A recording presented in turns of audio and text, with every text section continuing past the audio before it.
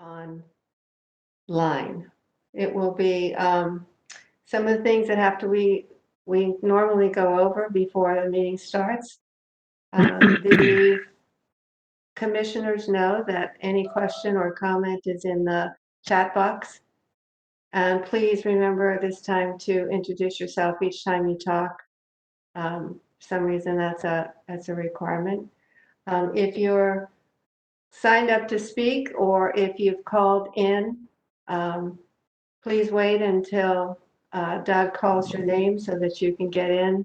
If there's anybody else out there that would like to make a comment, this evening, the information to sign in is on the website. The first order of business is the taking of the roll. Kristen, do you want to take it? I will. This is Kristen Leeson. So Ron Fall. Present. Oh. Good. Joy Lewis. Here. Bill Reinhardt. Here. Janice Carl. Here. Jason Boyce. Here. Robin Bukers. Here. And Joan Probola. Here. So I know there's a lot of staff here, so I will call the ones that I can see, and if there's anybody else, Kristen, maybe you can fill in the blanks. So Kristen Leeson is the senior planner. Doug Yormick is the deputy planner. Assistant. Assistant. Did I give you a promotion? Deputy City Minister Andrea Snyder. Gabe Shelton Jenk is a member of the staff. Keith Nelson, the planning director. Megan Curtis Murphy is part of staff. Did I get everybody? You got everyone. Okay. So this evening we're going to have two public, I think that's the next thing. Oh, minutes. The minutes of September 10th are in your packet. Has everybody read them? Does anybody have a question or comment on them? So hearing no question or comment, the minutes are approved. So we're going to go right into some information to have a public hearing this evening, actually two of them. The first one will be to recommend the proposed amendments to dissolve the River and Stream Board and to create an environmental board. The second public hearing will be on the proposed comprehensive plan amendments. So I'm assuming that Megan Curtis Murphy is going from Sustainability is going to give us a little program presentation on the amendments to change the River and Stream Board. Megan, are you there? Yes, thank you. I will just pull up my screen here.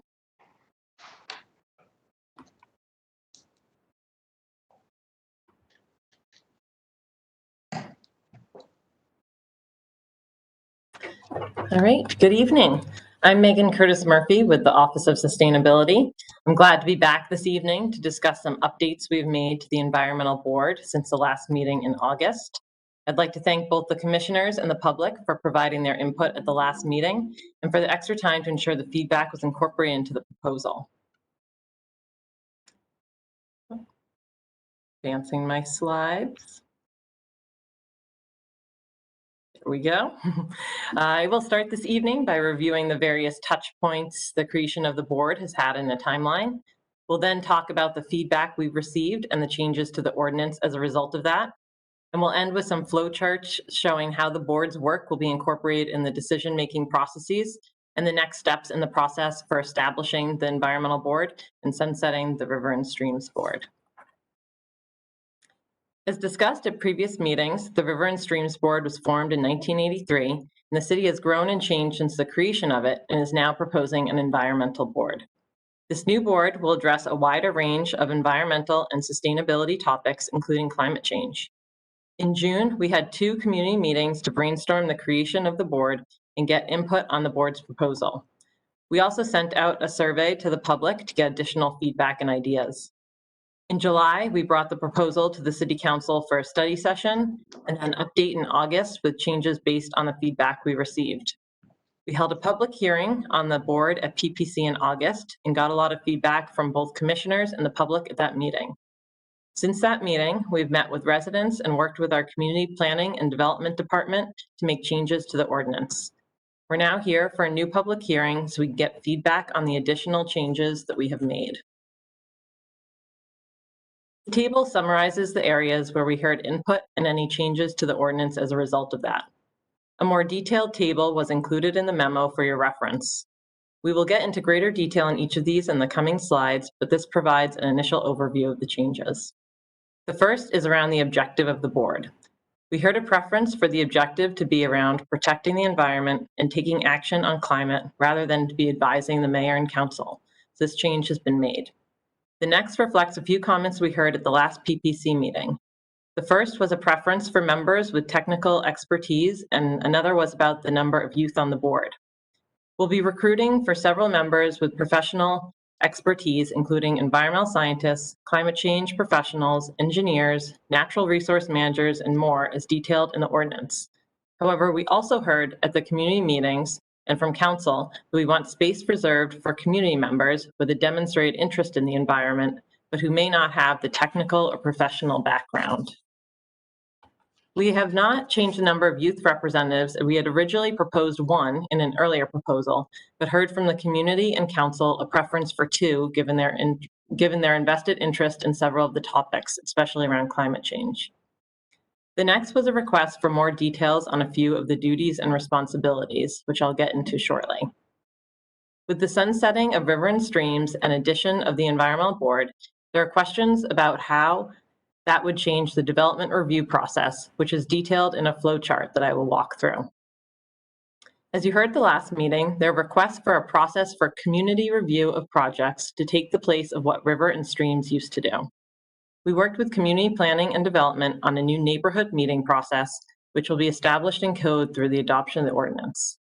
This is also detailed in the development review flow chart that I'll walk through. At the last PPC meeting, there was a discussion about how future changes can be made to the ordinance if needed. In response, we've included an annual evaluation process for the board to report back to council.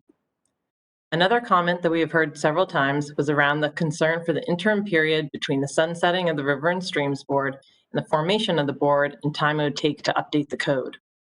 Rather than waiting for the code updates, we're proposing a new neighborhood meeting process along with the use of a natural environment checklist.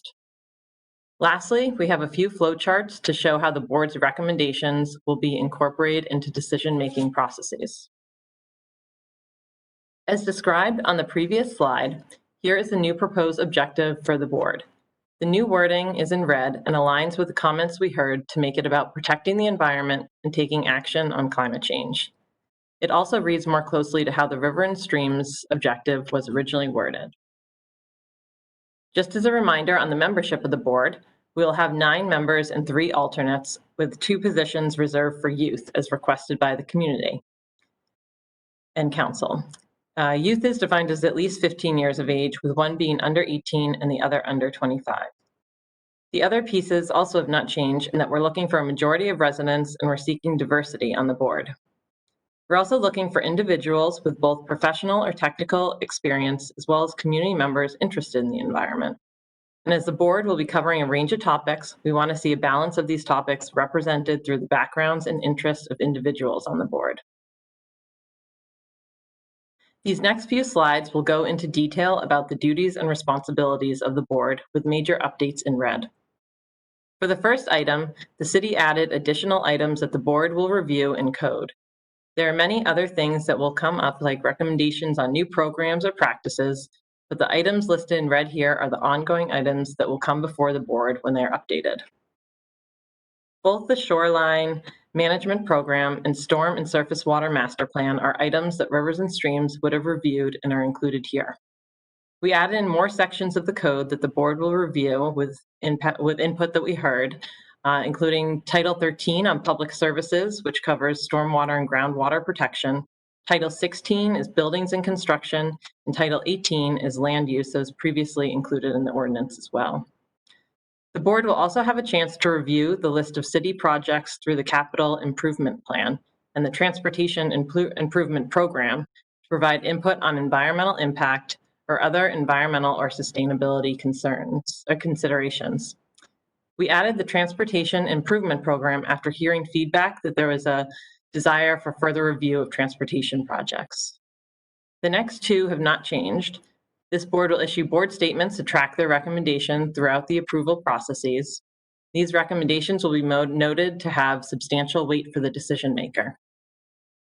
Next is to review research and best practices to advise on environmental policies and ordinances for the city.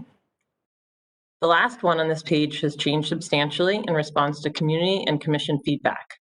Previously, we proposed that the board would develop and maintain an environmental and sustainability checklist to be used on projects. Given the time it would take for the board to get up and running, we've worked with community planning and development to draft a checklist that was included in the packet. The proposed natural environment checklist would be used on projects with critical areas that are classified as level 2 and up in the permitting process. Overall, there are 7 levels of permit review, and this regulation would be capturing everything that goes to the Development Commission and above, which is level 3, but also the items right below that level in classification level 2.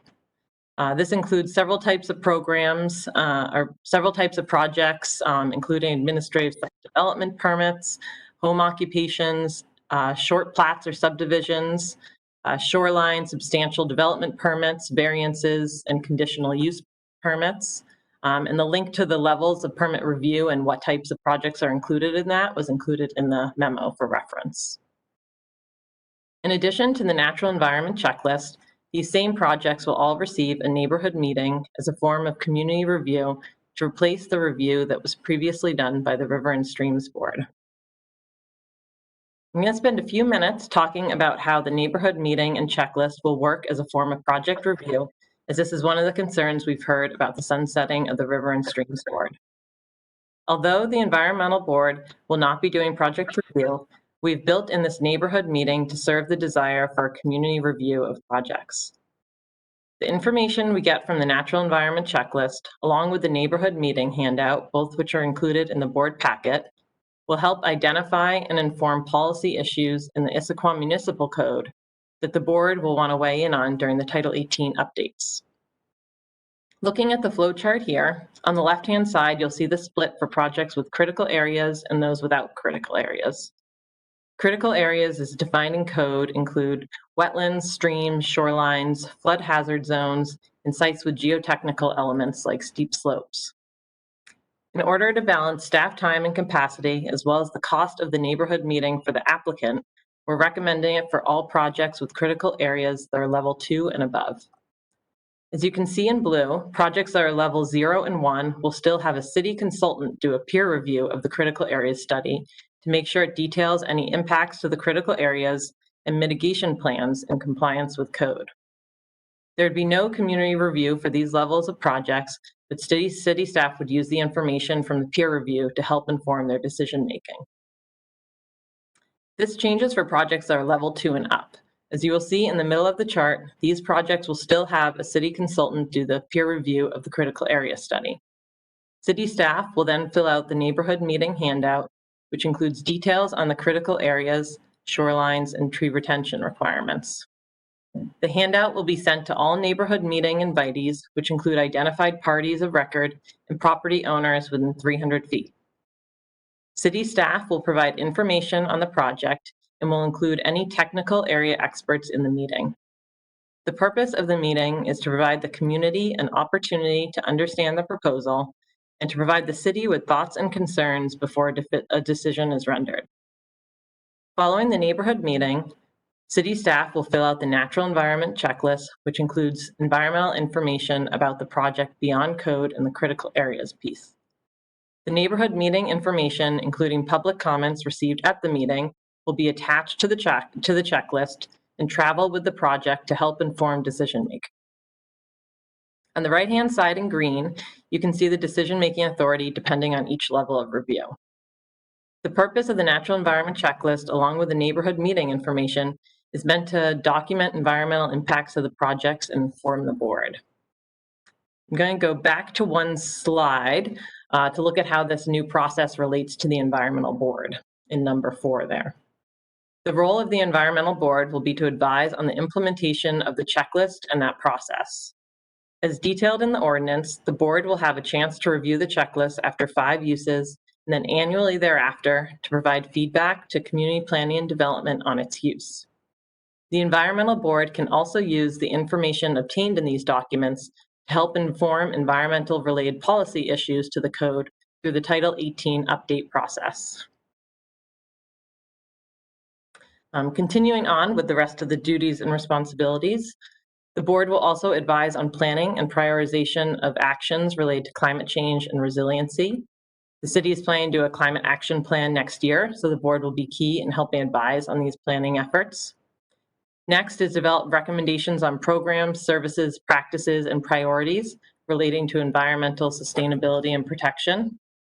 This includes a large bucket of items from getting feedback on programs the city's already implementing, like pollution prevention visits to businesses, to advising on new types of programs like sustainability outreach programs. And next, we have the annual report, which has also changed due to community feedback. The board will provide an annual report to the mayor and city council on work plan activities and show measurable achievement toward environmental goals and objectives. In addition, since this is a new board, the report will include a self-analysis of their work and effectiveness to be presented to City Council. This will provide an opportunity for discussion if there are any parts of the ordinance that need to be modified or updated. And finally, the mayor can direct the board to perform other duties as may be prescribed in the ordinance. We put together 3 flow charts showing the flow of work for the board and how their recommendations are factored in the decision-making process. The first shows items that require review by council.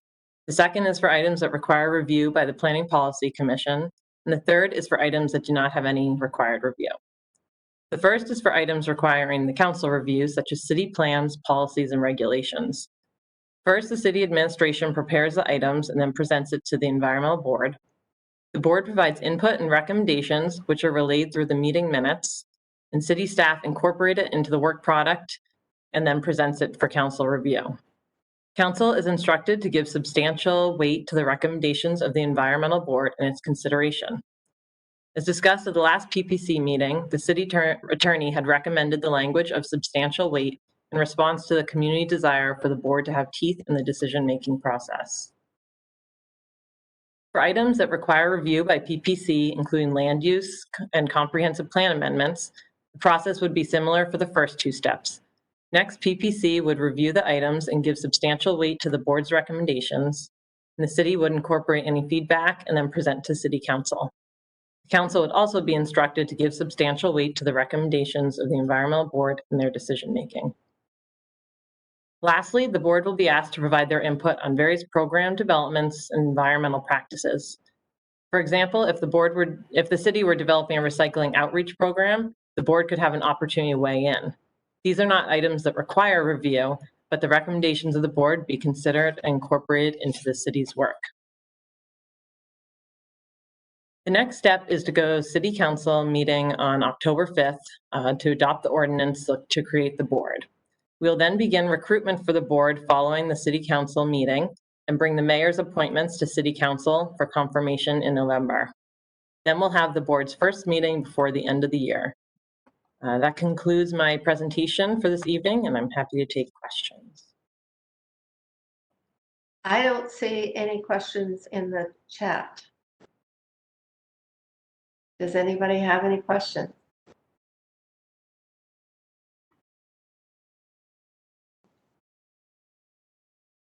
So what I'm going to do is open the public hearing so that we can get We have a question from Robin.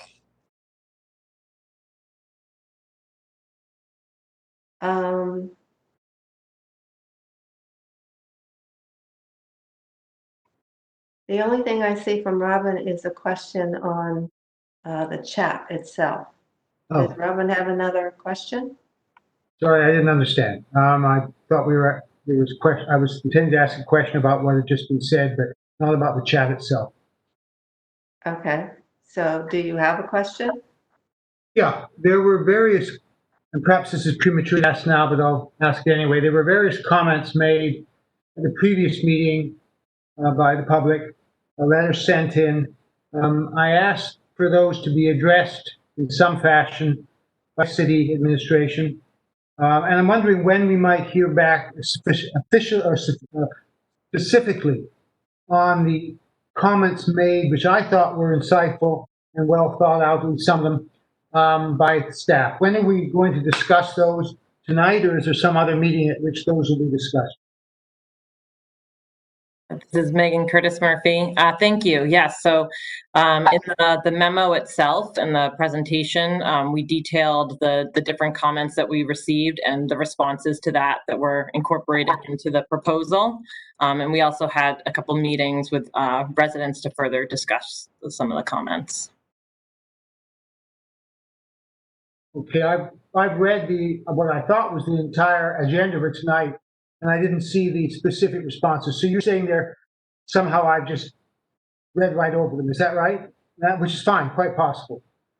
So, yeah, on page 2 of the memo, there was a chart that listed the comments that we received, who those comments were from, whether it was the public, PPC, or city council, and then the response to that, which we'll be talking through this evening more. Okay, I'm still not seeing it, but my apologies. I'll find it. Thank you very much.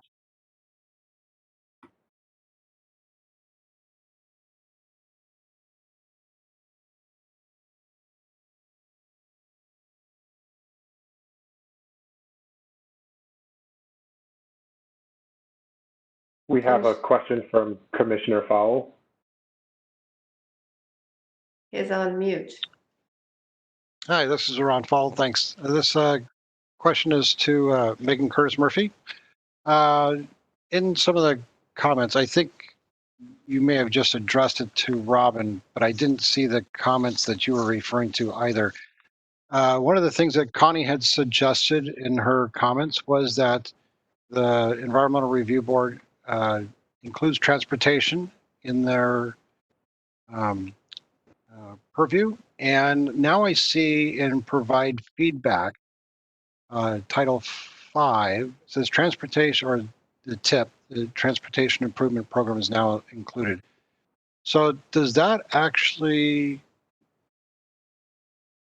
answer Connie's question, or does it include Connie's comment, or am I missing something? This is Megan Curtis Murphy. So we received, I think, some new comments in the last day or two from members of the public who I believe are also on the call this evening. So I imagine some of those comments will come up. Originally, we had decided to include, we had not had the Transportation Improvement Program listed as items that this board would review, but in response to hearing more interest in transportation projects specifically, that was added to the ordinance. Okay, thank you. And then I did have another question. Should I continue? Sure. All right. My question is about the membership review, or the membership members of the board, and about the youth. Do we want to state that we want youth to have a educational background in either in natural environmental sciences, either environmental sciences or natural sciences? Or do we not care? This is Megan Curtis Murphy. I believe for all of the membership requirements in Part A there, it lists several of the different expertise that we're looking for. So I think that could be part of the expertise that we're looking for across the youth as well. But we don't have it listed as a requirement at this time. I would expect that we would receive applications from youth that have some sort of demonstrated interest in the environment, whether they have that as their major, their volunteer activities. I see that as being included in that members of the community who may not have the professional background but have that demonstrated interest. So that could be shown in several different ways. Okay. And for the youth, is that also going to be a 4-year term, or are they going to have, will they be considered alternates? Thank you for that question. The youth terms are actually 2-year terms. So the rest of the terms are 4 years, but the youth are 2. Thank you for that clarification. Yeah, I didn't see that in the document, or did I just not read it?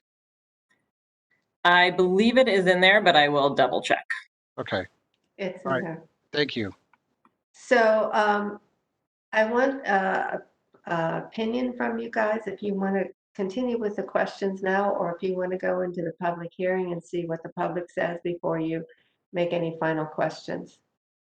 I see one question from Jason from Commissioner Voice. And then I want to know if you want to go into the public hearing. Thank you, Commissioner Provola, Chair Provola. This is Commissioner Voice. And I just got a quick point of clarification. As far as the youth, this is just for me, my understanding is as far as the city attorney, is someone who's 15 to 17, is their vote legally binding as a minor? How's that work in terms of voting on policy, or not policy, but recommendations as a minor? This is Megan Chris Murphy. Youth have been involved in several of the boards, whether that's the Park Board in the past, the Transportation Advisory Board. So it's something that has been established in the city with previous boards, so we wanted to continue for that for this board. As far as I know, that is legal in terms of that, and is something that the city has done in the past and is planning to continue to do. They are considered full active members. Great, thank you. Okay, I don't see any questions or comments in the chat room. So what I'd like to do is open the public hearing. But before that, there were 3 audience letters that we received. I'm sure you all read them, and I would go over them individually, but I think all of them are here to make comments, so I'm just going to go into the public hearing and open the public hearing at 6:59 and ask anybody who is signed up to speak or that has phoned in to make sure that you limit your comments to 5 minutes. So I'm going to ask Doug, who is on the list, to speak. This is Doug Yormick, planner with the City of Issaquah. I have a list here. I don't have it broken down by topic, so I'm just going to go down this list. And if they don't want to speak on this and they're here for something else, then we can just move to the next person in line. So the first person on my list is David Christ.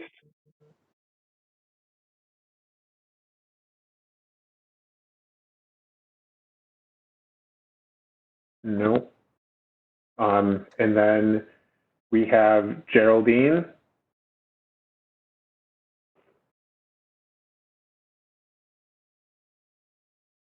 Continue. I'm just going to make sure that I just want to make sure that she's unmuted before I move on. So Geraldine. Hi, this is Geraldine Carey. Did you want to speak on the environmental board? Hi, this is Geraldine. Yes. Can you hear me? Yes. Yes. Speak on the environmental board? No, I'm to speak on the next. Can you hear me? Okay. Ann Fletcher. Can you hear me? Yes. Okay, thank you. This is Ann Fletcher. I'm a resident of Issaquah and a facilitator for People for Climate Action. I want to thank you for your service and for providing this opportunity to comment on the Environmental Board revised proposal again. I wanted to send my comments in earlier, however, I was waiting for city clarification on the packet and the final 3 flow charts that were added last night. So would like to have gotten my comments to you a little earlier, but I'm going to start by saying that I truly appreciate the improvements that were made in the proposal as requested by the council and the public and the Planning Policy Commission, specifically the objective that relates directly to environmental protection, the addition of specific plans, policies, and regulations that the board will review, measurable evaluation of the objective in the annual report, addition of neighborhood meetings for community review of development projects, and flow charts for revised development process and for the environmental board reviews. Now, I'd like to summarize 3 important issues with code implications that still remain to be resolved before I think this proposal should be approved by PPC and the council. The modifications I have recommended have more detail in my written comment. So the first issue is the Environmental Board Ordinance Duty Number 4, the checklist, needs to be done not only for the critical area development projects defined by the new code, but also for any other projects that require critical area studies, such as transportation projects and any substantive non-critical area tree projects. There are many reasons for this, a lot of which I'm sure you already know. However, I will briefly state that transportation projects can greatly impact critical areas and natural environment. They used to be reviewed by the Rivers and Streams Board, and so there is now a gap in community review. And transportation is the second highest cause of our carbon emissions after buildings. Trees that are not in critical areas also need to be protected and preserved. This supports Issaquah's strategic plan goal for environmental stewardship, as well as sequestering carbon to mitigate climate change. So the Environmental Board needs to review information about all relevant projects to achieve the purpose that's stated in the ordinance, to inform policy issues in the Issaquah Municipal Code that may adversely impact the environment. And since the checklist is a new tool, the board should have input to ensure its usefulness. To resolve this issue, I suggest that some wording be added to duty number 4, in that the environmental checklist be completed by staff for all public and private projects that require a critical area study and any other projects that impact a significant number of trees. The Environmental Board will have input into the final checklist. That takes care of issue number 1. Issue number 2 is that the checklist example provided is not adequate to the board's task. To accomplish its task, the board needs an efficient and effective checklist, more specific, thorough, and rigorous, with data that can easily be reported to the board on a regular basis after the final decision is made in the review process. Final decision mitigations, exceptions, and deviations are needed for the Environmental Board to inform issues in the municipal code. The resolution of this would be to, in the developmental review flow chart, move the natural environment checklist from community review to a new section after the final decision maker section to read department sends completed natural environment checklist to a database which is reported regularly to the Environmental Board. And instead of linking the neighborhood meeting form with the checklist, inform the board immediately of major issues raised at neighborhood meetings to keep them current. So in the development review chart, add into the neighborhood meeting section, send hot topic summary of neighborhood meeting comments to the Environmental Board. The third issue is the 3 flow charts for the Environmental Board and how it would do its work that Megan shared with you. These flow charts have new information that should be inserted into the municipal code and code flow charts. these codes should be referenced in the Environmental Board ordinance. The resolution of this would be to add into duty number 2 of the ordinance, where the Environmental Board provides feedback on city plans, regulations, and codes that impact the natural environment, and add the words as outlined in changes to be made to current municipal code and flowchart.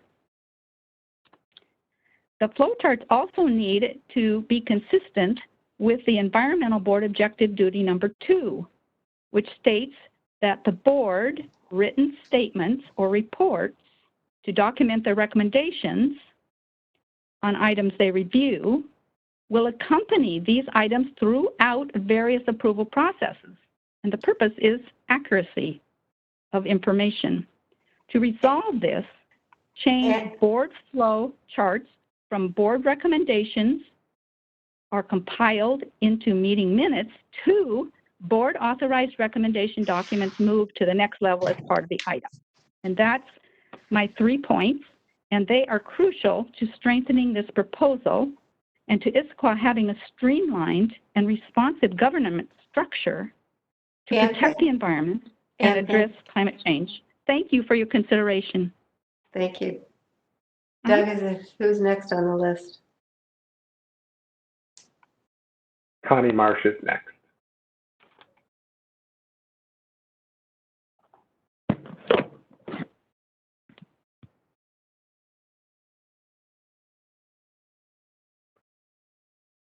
Connie, are you there? Here we go. I'm here. Can you hear me now? Yes. Yes, I can. Okay, my mute unmuted again. So I'm Connie Marsh. I live up on Squawk Mountain, and I echo Ann's small changes, but I am here to speak more broadly on how I envision all of these threads weaving together to create something that is not super onerous to the people who are trying to do projects, yet gathers enough information so that the city can be sure that it is protecting the environment and even improving the environment. And because I don't want to be totally bogged down in review of individual projects, because I agree that what we need is a universal look at how we are impacting the environment. So the checklist that Ann was talking about does need to be de-linked from the community meetings, because it's really not about the community meetings. What it is, it's a holistic gathering of data for all of the projects and all of their impacts and benefits that they do to the environment as these projects are finalized. And so then when it comes back to the environmental board, say every month, you would get a report from the data saying, for example, 1,500 square feet of wetland buffer has been removed and money has been put into the county wetland mitigation fund.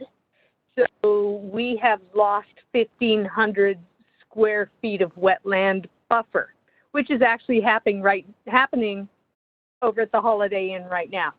So then in a month, the environmental board would be able to say, whoa, we're actually losing buffer. We aren't supposed to be losing buffer. What do we need to do to make changes and make this better?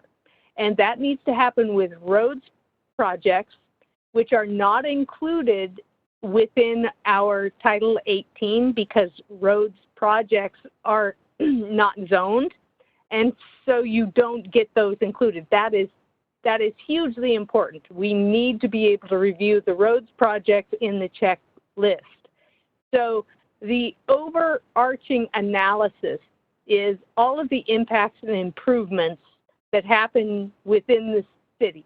And then this board can advise on how to make it better. Now, the neighborhood meetings are are interesting, but again, the neighborhood meetings do not look at the roads projects, and that needs to be included. And they also don't currently look at large expanses of trees, which needs to be included because that's a big environmental concern. Their feedback loop, which would be more in real time, would be a super short report at the board meeting saying, hey, these are the hot topics. This is what the people are thinking, because this board needs to stay in touch with the community to see how it's going. I mean, are the developers having to spend like ridiculous amounts of time to get something done? Or is it okay by them and it's working? Are the neighbors happy? So one, this is a nitpick. It is a transportation improvement plan. It's not a transportation improvement program. So that needs to be changed before it goes to council, because they do understand the difference there. So if I had a dream, this checklist that we are creating that is holistic would then feed a GIS mapping system, so you or I or the city could look on our maps and we could understand where all of the environmental impacts and improvements are being made, parcel by parcel. And we would be it would be much easier to understand what is going on in our town.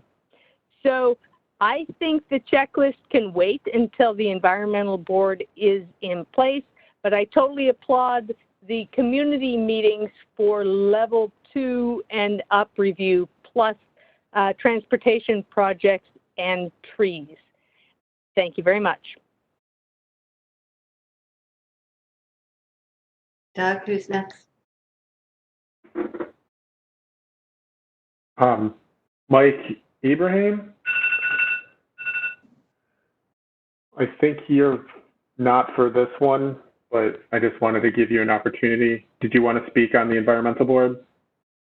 Sure. I mean, I'd like to, I wasn't planning to, but I'd like to say, yeah, trees can also pose, you know, certain hazardous conditions during windstorms can, you know, if, you know, the wind is pretty strong, can fall and destroy a house, maybe cause, you know, casualties and that sort. So something to put into consideration when, you know, these things go into place. So I'm all for the environment and protection, and I know the carbon footprint is controlled by the trees, but the trees sometimes can pose a hazardous condition, either by fire or falling. So if somebody's taking trees down, plant 3 more or something like that might be a reasonable thing. That's all I have to say. Thank you. Doug, who's next? I don't have a name for this person, but with person with the area code 206 and the last 2 digits of 14. Would you like to speak on the environmental board?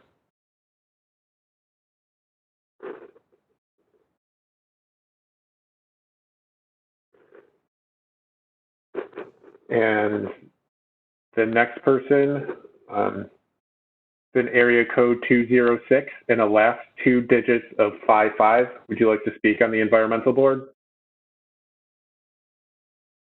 No, on upcoming ones. Okay. Okay, thank you.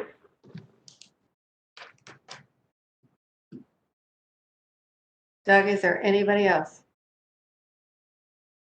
No, there's not. With that, I'm going to close the public hearing at 7:16 and open it up for discussion with the commissioners. I know that there have been a lot of comments and a lot of things to think about. So do you have any questions? I have a comment from Commissioner Lewis. Hey everybody, Commissioner Joy Lewis here. I have a couple comments, couple questions. I'm going to start with probably the thing that I think is super lacking that hasn't been brought up. I've been in dialogue with you, Megan, about this, and it's language around environmental security. When we talk about the board having teeth, it means that what we put into the duties matters, right? So they come back and say, we want to look at this, and maybe staff says, I'm not sure that you really need to cover that. And they say, no, no, no, look at our duties. This is what we have. And so our language matters. And you like to refer me back to the word protection, but protection isn't the same thing. So I spent some time looking at your response to my response, and we've been going back and forth on it. And my next proposal to you is to use the language of climate security rather than environmental security. I think it's important, when discussing climate security, we have to talk about these risks that are induced by climate change, both directly and indirectly, which is what the field of study does. It evaluates the extent to which choices will relate to security through an environmental lens. And it really looks at the impact, the choices that our community and other communities make. And so to me, it fits in perfectly. I think it's language that works well with duty number 6. I think it could work in 5 as well. So, I went back to some of my preferred documents and research and things from the National Security Council and things like that, trying to see, because I was surprised to get such a backstop from you guys when I was like, hey, this is something that's missing. And to get that pushback, I was surprised. So I went back and I kind of thought, well, there's a smaller subset of saying climate security. And again, I would recommend having that language in there, and would like to get your response to that for the public. Sure. This is Megan Curtis Murphy. So yes, in duty number 5, I believe is the one that we talk about addressing giving information about climate actions and priorities as well as climate resiliency. So I'm hearing you say that you would prefer that say climate security. Overall, we've been, as a city, we've mostly been using that term climate resiliency to talk about things related to some of the impacts of climate change that we're seeing here in the Pacific Northwest. So that includes increased flooding, wanting to plan for that. Something that we're working on now with our Storm and Surface Water Master Plan is looking at policies about right-sizing stormwater infrastructure due to increased flooding due to climate. So that's a conversation that we expect to have with the Environmental Board once it's up and running. So that's one aspect where we consider climate resiliency in that sense.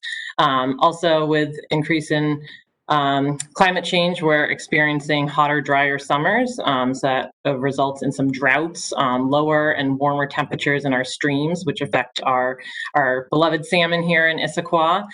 So that's definitely something we want to be looking as we develop the climate action plan, to be looking at resiliency measures to reduce those impacts overall. Also, something that's been in the news frequently recently is increased risk to wildfires. So that's another aspect that we in the city kind of include under that climate resiliency umbrella.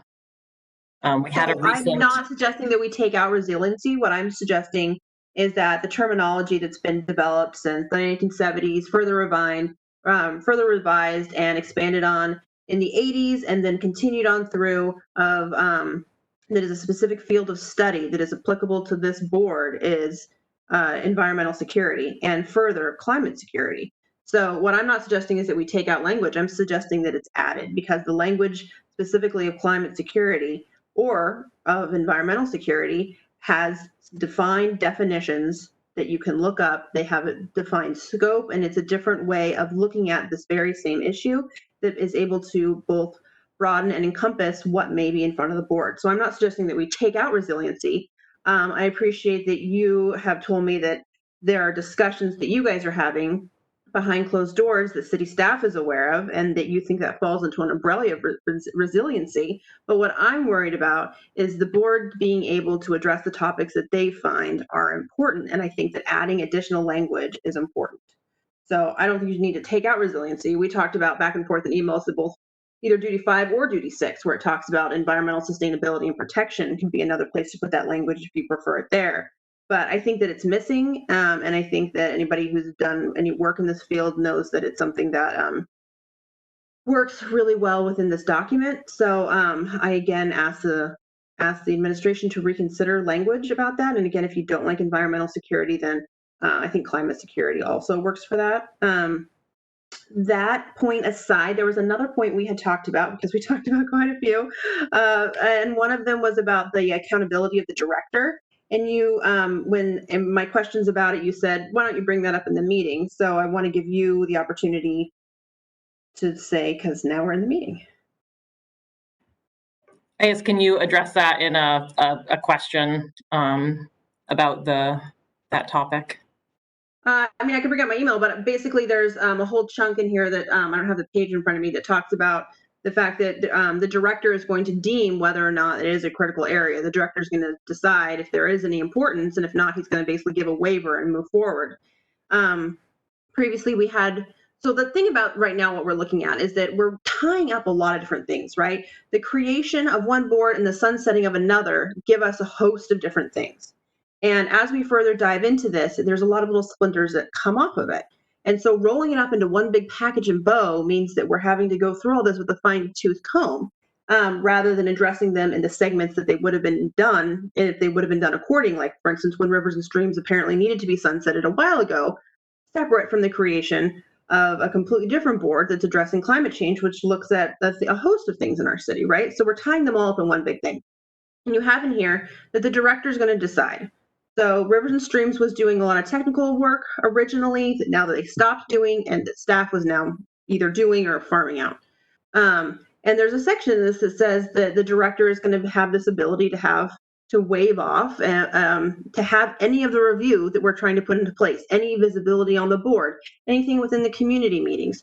So I'm suggesting that there needs to be language that shows that accountability for the choices the director's making, not to review what he's doing, but to tell people, this project came up, the director says it's of no consequence, and it's literally like a footnote. It's something that the board has visibility onto. It's something that it's a checkbox that the community has visibility into, so that when someone's walking past and says, wait a minute, this does have importance, why is this not being reviewed? The community knows what's happening, right? So there needs to be a little bit more transparency going on to just let people know what has been shown to say, this has absolutely no visibility on it, right? What projects are claiming that there is no critical area study going on?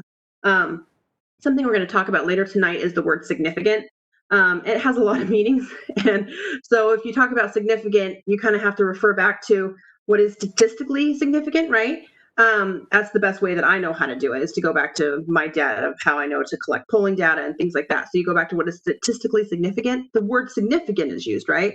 So how is that being worked out, and how is it being related to the community? That's what my point was to you. How can we put in language that says that the community is going to be told, the city has looked at this and it says it's not needed, right? That's all that I want. I want the city to be able to tell people this was looked at and this does not need to have a review, so that if somebody disagrees, that they have that option, rather than it moving forward and we're having to be 10 steps backward all the time. Is that helpful? Megan, if you want me to jump in on that one. So Commissioner Lewis, Keith Niven, Director of Community Planning and Development. So by default, every application that comes in, there's a discretionary decision by staff on whether a critical area study would be needed based on the property and the location of the application. So everything that doesn't have a critical area study by default was determined by staff not to need one. So when projects are there's language right now that we're looking at in this document that, again, I don't have in front of me, that's talking about the director's going to deem when there is or isn't. And I think that there needs to be more transparency about when projects are coming forward. Have they been reviewed, and why is there none, for instance? The same way that we're notifying people, a project is being done 300 feet from your home. We have boards up saying, hey, this is where everything is in the process. You can look things up on the city website. There needs to be something that's communicating to the public at large, saying this project has no environmental impact. You know what I mean? Like, rather than the opposite assumption of saying, unless you've heard about it, it doesn't. Okay, so just to be clear with words, because words, as you mentioned, are important. you know, just because there's not a critical area study doesn't mean there might not be an environmental impact. Still, SEPA has to be done for everything that's not SEPA exempt. And that's a very specific list that the city has adopted by statute of what is SEPA exempt. So what I'm saying is there is a complete application that's a process that's outlined in Title 18 where city staff have to determine whether everything that's necessary has been submitted by the applicant. That would include a critical area study if staff determined that one was necessary. Obviously, if the property had critical areas on it, there would be a critical area study because that is a default.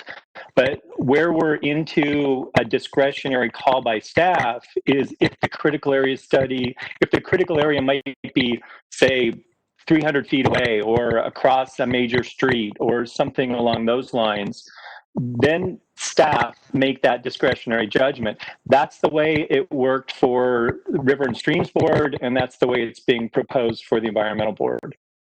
Keith, you're having trouble with your voice connection? Mine? Yes. Sorry, internet Comcast is not doing well tonight. Okay. Joy, does that somehow answer your question?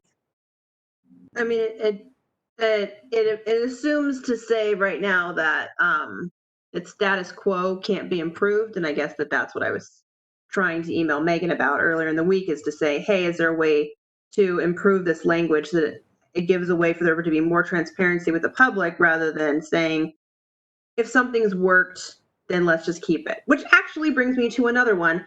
So I had emailed Megan about the final duty, which is about carrying out duties that may be prescribed by the city ordinance as directed by the mayor, right? Number 8. And I had asked for this before in our last meeting. I didn't see any update. So when I emailed about it this week, I said, hey, I think there needs to be language added to this that specifically addresses and mentions the scope of the board. And Megan replied back to me that this was language that was pulled from other boards and is not atypical, and was uninterested in what my comment was, because she was saying that everybody kind of does this. But I don't understand why that's the status quo. To say that, well, other boards have the same language, why does that mean that can't be improved upon? You know, like right now, we're worried about who cedes control of the board effectively. We want there to be technical expertise that's represented. We want there to be scientific knowledge that guides the decisions that are being made, because it can be politically motivated right now. And while it may not always stay that way, right now there's a conservative bent towards saying that truth is subjective, that data is subjective, and we have concerns about that right now. So right now we have a mayor who is fantastic, and I have no concerns right now, but there could be, let's say, a hypothetical conservative mayor who comes in and decides that he's going to give the board busy work to have them not be doing something, right? So I want there to be language that says that the board's going to be doing projects that says that there are projects that are applicable to what they're supposed to be doing.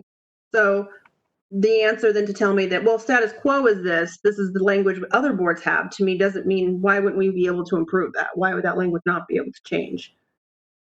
Right? That's something that I had emailed you about, Megan, and you were voicing to me that that's the same. I'm happy to respond. Would you like me to respond? Yes. This is Megan Curtis Murphy. So this is in reference to the last duty: carry out other duties as may be prescribed by city ordinance or as directed by the mayor. So my take on this is that this is meant to be, if there's other things that come up that this board should be addressing. For example, we'll be developing the climate action plan next year. So maybe the mayor would advise that this board be responsible for aspects of that. So I see that this as the mayor being able to direct other duties. It says as prescribed by city ordinance. So with that, I take that it would be listed, it would be items that relate to the objective of the board, which refer to environmental protection and addressing climate change. Okay, so right now we're going to go to a question from Commissioner Fowle. Thanks, Madam Chair. This is Commissioner Fall. So actually, I had a similar question to Joy's about the transparency. So I'm glad she addressed it, and I think she said it better than I could. So, but I just want to second my concerns about the transparency to the board so that they have visibility as to what is going on within the city, and that then they can make assessments as to what may or may not need to be improved. But I had additional questions, and this is a question probably for Megan Curtis Murphy. I didn't see anything in there that would address projects related to utilities or water. And I wanted to ask you for comments on that, if this board would be looking at things like communication utilities and our clean water issues right now. The other question I had was addressing Ann's concerns, and I think my question is, what non-development areas would affect tree canopy or mass tree clearing? I don't know if I really don't know how to address her concerns. They sound really valid, but I don't know where that would fit in this on this board. Thank you. This is Megan Curtis Murphy. So the first question about projects that are utilities or water related is my understanding that there are minor utility projects that fall under level 2 review. So ones that are level 2 and above would be included in that development review process that would include the community review of projects.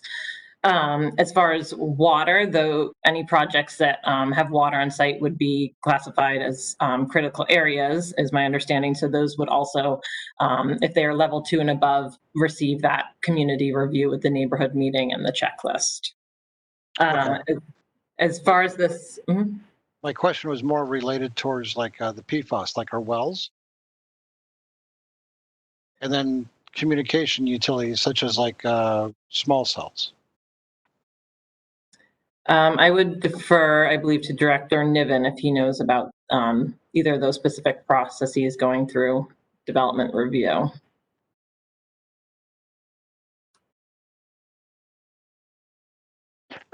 Keith Niven, Director of Community Planning and Development. So your first question, Commissioner Fall, about, and I don't want to read too much into it, so let me say what I thought I heard, and you can let me know if I'm on track.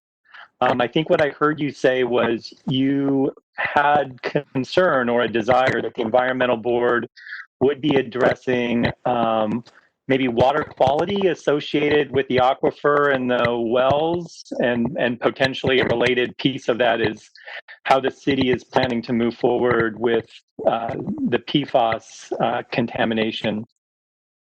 If that is indeed kind of what your first part of your question was, what I would say is that's technically not a project review. So I would defer back to Megan in terms of, I don't have memorized all the other things that the board would look at. So it's not technically a project. It would be more, there would definitely be some policy associated with kind of how the city moves forward with actions related to that issue. But it would be, it would not be a project level review, most likely, unless we built, like, say, a water treatment plant. Now, if we decided we were building a water treatment plant, most likely that would be a level 2 or above review, but that would be kind of after I think a substantive conversation would have occurred in terms of, is the water treatment plant the right way to move forward, or should there be other considerations on the table? Almost. So yes, questions about PFAS were, you read correctly into that. The other question I had relating to water quality, drinking water quality and or stream quality, would be development of businesses that would use chemicals such as grease fats would be one, or a gas station. If someone wanted to come in with a gas station, how would that what would that look like? And how would this board have influence in those kinds of projects? This is Megan Curtis Murphy. I think I can take part of that. For the first one, for businesses that are already established, that may have hazards on site, we have a program through our Public Works Engineering Department where they do site visits of all businesses in the city, visiting many each year, and all businesses on about a 3-year cycle. So for established businesses, we do have that process in place, and that is something that I see being presented to the board. So kind of that information about the overall protection of the natural environment is fully understood by the board. So that could be a presentation by the Public Works Engineering Department on the types of visits that they're doing, and to get some feedback from the board about that program. For new businesses coming in, such as a gas station, that would be going through that development review process, and would receive the neighborhood meetings if it was the level 2 or above. Okay. So let me add some to that, Commissioner, because I think, so Megan put up earlier the different titles that would be under the potential auspices of the board. It wasn't just Title 18, our land use code, it was also Titles 16 and 13. So the city has requirements in right now for how to deal with fats and oils and grease coming off of a business.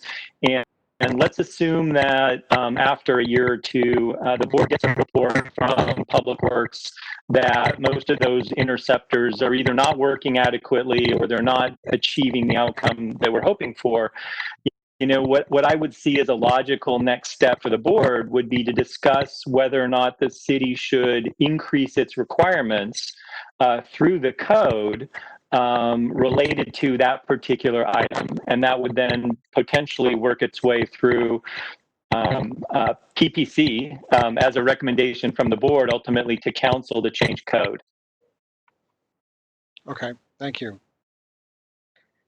Are there any other questions or comments? I don't see any in the chat box. I do want. Joy has one.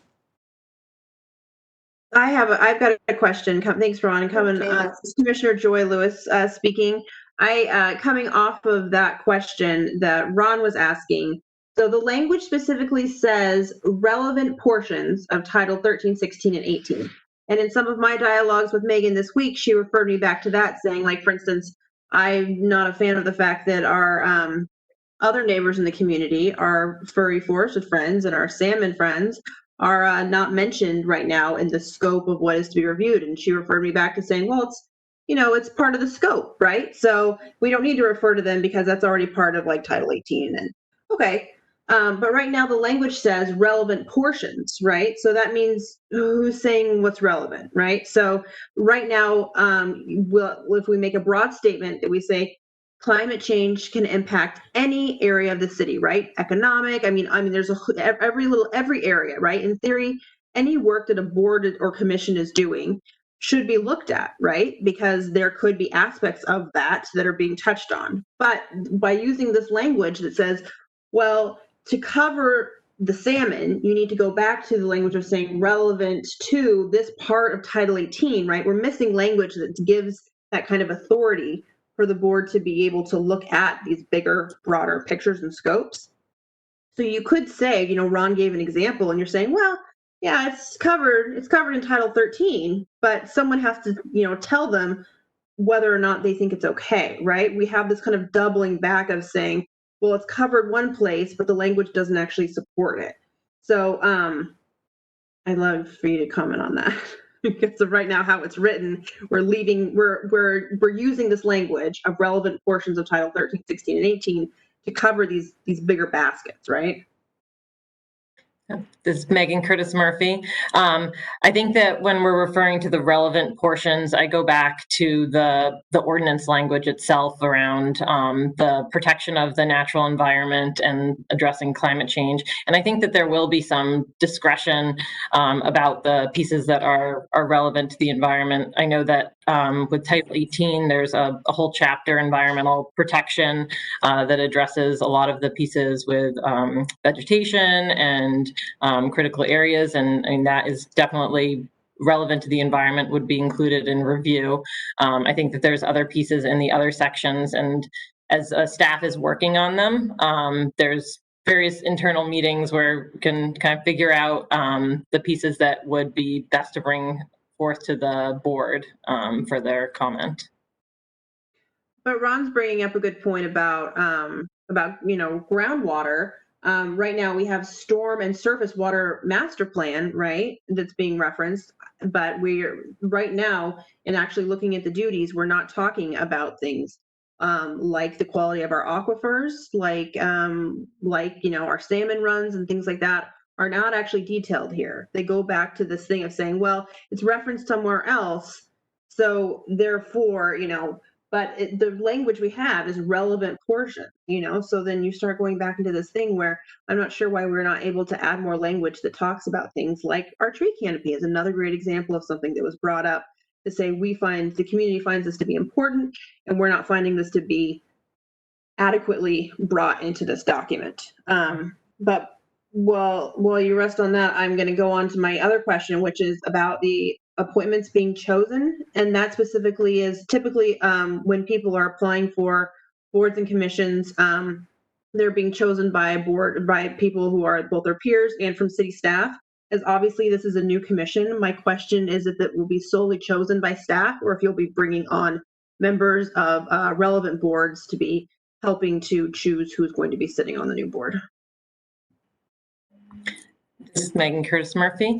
At this time, we do have that it would be staff as well as the mayor would like to also sit on the interviews and appointments for that. I think we could talk about if community members want to be involved as well. I'm not familiar with other boards and how they have done their recruitments in the past, if there are community members on that or not. So I can explore that a little bit farther. It's not that it's community members, it would be their fellow board members, for instance. So that wouldn't be applicable here since there's no current board member, since it's a newly recruited board. So my question was if you were going to be bringing on relevant commissioners, DC, economic vitality. I mean, you could literally pick all kinds of people that would be relevant to being able to help pick who was going to be seated into this board was my question. Yeah, I haven't heard about that in the past, but that's very possible. I see Deputy City Administrator Andrea Snyder chiming in here. Sure, thank you. This is Deputy City Administrator Andrea Snyder.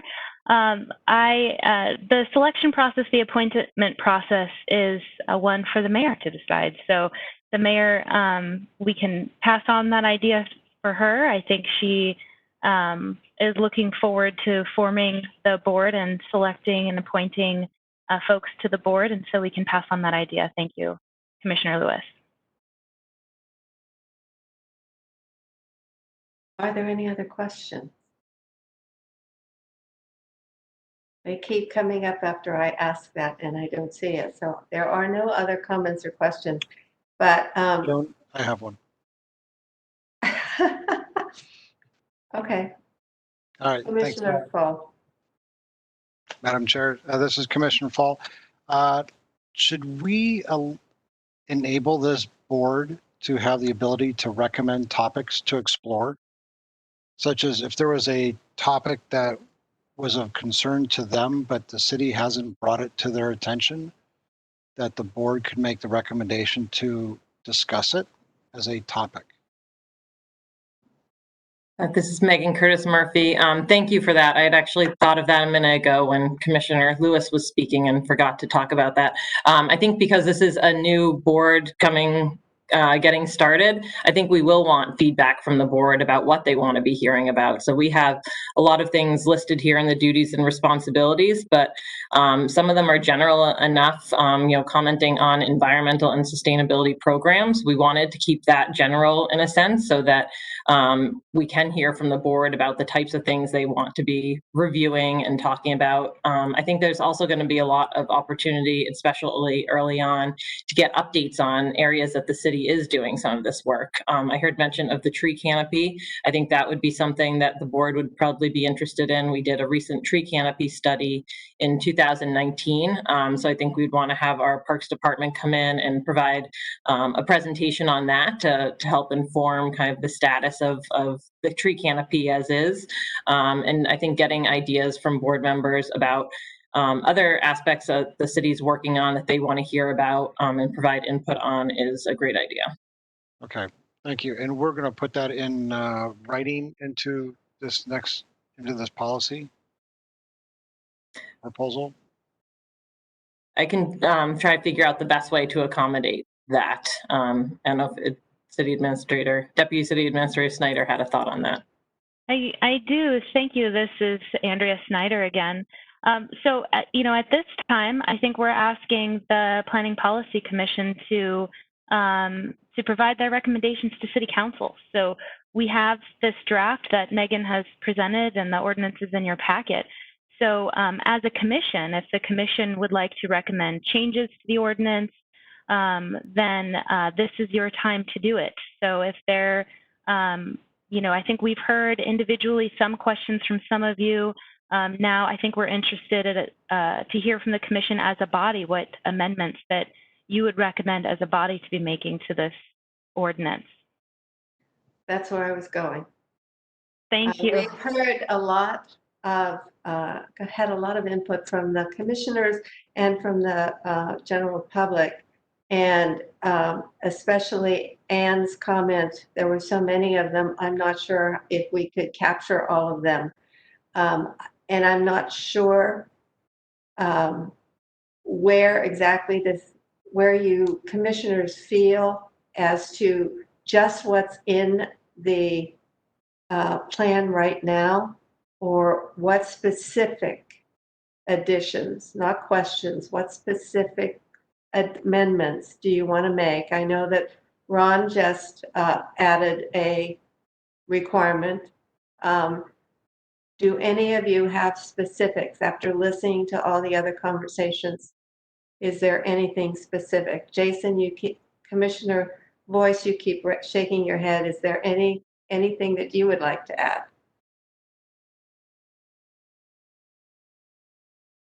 Plenty, but let me flesh it out real quickly. So I believe you have a comment from Specifics. Commissioner Lewis. Correct. 1 second. No, please go ahead. Commissioner Lewis has had several chances. Are you willing to contribute at this time, Commissioner Voice? Commissioner Voice here. So I agree full-heartedly with all of my fellow commissioners that this plan lacks some specificity. However, I also want to say thank you to staff because it is a marked improvement from what we saw in August. I guess the concern I have right now is, again, we're building a board between two meetings. And we're not getting, I don't think we're getting the proper time in order to build it completely properly. Having said that, the city council is going to be taking action regardless of what we do on October 5th, I believe. So we are not going to present a perfect plan tonight. So my thinking is, again, let's add some amendments. I'm trying to think of one. I was just nodding my head and then I got called on. I felt like I'm in high school again. So again, that's kind of where I'm thinking right now. I do appreciate Joy's comment, Commissioner Lewis's comment, that there should be more specificity as far as not so much as, well, there's a lot of discretion towards the end of who can appoint or ordinances. And then we also have an issue where this board, again, still has a very broad range. And I don't think we're doing them a service by giving them such a large amount of latitude for such a new board. So again, let me come back to you in a few minutes, but that's my thinking as of now. This is a work in progress. It's continually becoming a better piece of cheese, but it's still got a lot of holes in it. That's my thinking as of now. Commissioner Lewis, do you have another comment? Yes, Commissioner Joy Lewis speaking. I completely agree with that assessment. Right now I think that there has been big improvements, and what I would be encouraged to say is that we got fantastic comments this week from members of the public that I think need to be built on. And imagine if, like one metaphor of baking was used, if we gave this another shot, if the same edits that were done continued for another round. Right now, this feels like a really much more improved plan. It doesn't feel finished to me. And it feels too like we need to be integrating more of the comments that have been made tonight and that were submitted to us the same way that they were back in August. Right now, there's big improvements, specifically on what the board is reviewing, and specifically for these community meeting reviews, I think are fantastic. It's been brought up also that the checklist needs to be refined, and so right now I have trouble passing this on right now. So if anything, my recommendation to council would be to say this needs a little bit more time, and to say a little bit means to say that your review process right now is going through the holidays. You're expecting to turn around these members in the course of, council's going to look at on the 5th. Right now you have an October, early November timeframe, which we then head into a holiday season, doing all this virtually. I don't know that taking an extra month or two to refine how this board is going to be created in their scope and allowing it to go for more community review. Like, let's hold a mock community meeting about this document. You know what I mean? Let's invite members of the community to say, what is more input that we can give on this? Like, let's run a trial run and see. So as far as an actual amendment, if my fellow commissioners don't agree on that assessment right now of continuing it, then I would say one of the things that popped up to me is when the board is able to change the checklist, I thought was concerning, to say that they need to be using it 5 times and then are able to review it once a year. I found concerning. When we talk about the scale and impact of climate change in our community, having that review process, I think, is really antiquated. So I would add that the board can review, if voted on and passed by its members, whenever they want, at any meeting. So if they decide that they want to bring it up among them and say, we want to make amendments to this checklist, then they should be able to. I don't like this more rigid framework of saying when they would be able to address it. So that's a very specific thing when you're asking for us to give comments. I've obviously given comments on language about climate security. I mean, there's a host of things. Ron brought up about, giving examples of groundwater that needs to be addressed specifically in their scope. So we've given quite a bit of details that can be passed on in our notes right now of things that could be added. So there's a specific concrete one for you, but again, my feeling right now is that this document needs to have a little bit more work done. There's a comment from Commissioner Carl. Thank you. This is Janice Carl. So in recognition of the fact that we're in extraordinary times and we're dealing with an extraordinary resource limitation in our city, I do truly appreciate the amount of effort that went back to making these revisions. In particular, the draft checklist, I think, while not perfect by any stretch of the imagination, is a fine start toward making that vision more concrete. I also really appreciated the flowchart, not the 3 that you've referred to specifically, but the one that actually highlighted the neighborhood meeting functionality and how that flowchart would work. I thought was really helpful in understanding how this new board would fit into the flow of project reviews. In the context of where we are dealing with limited resources, I think it's important to go ahead and consider whether we have a reasonable start at this board. My understanding is the Rivers and Stream Board is not in existence right now. Therefore, no one's doing this review. Is that correct? And if so, shouldn't we get something started? If we don't want to say that the checklist needs to be used 5 times before it can be revised, take that phrase out and say that it needs to be revised at least annually. I think it's really important to not let the perfect, as they say, be the enemy of the good enough to try. and safe enough to try. That's all I have to share. Thank you.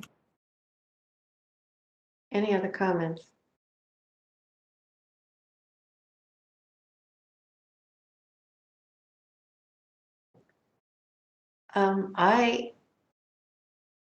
When reading the plan, I think that it's where it is a start. It's the beginning. And I don't feel that we should wait any longer to start interviewing and getting the board put together.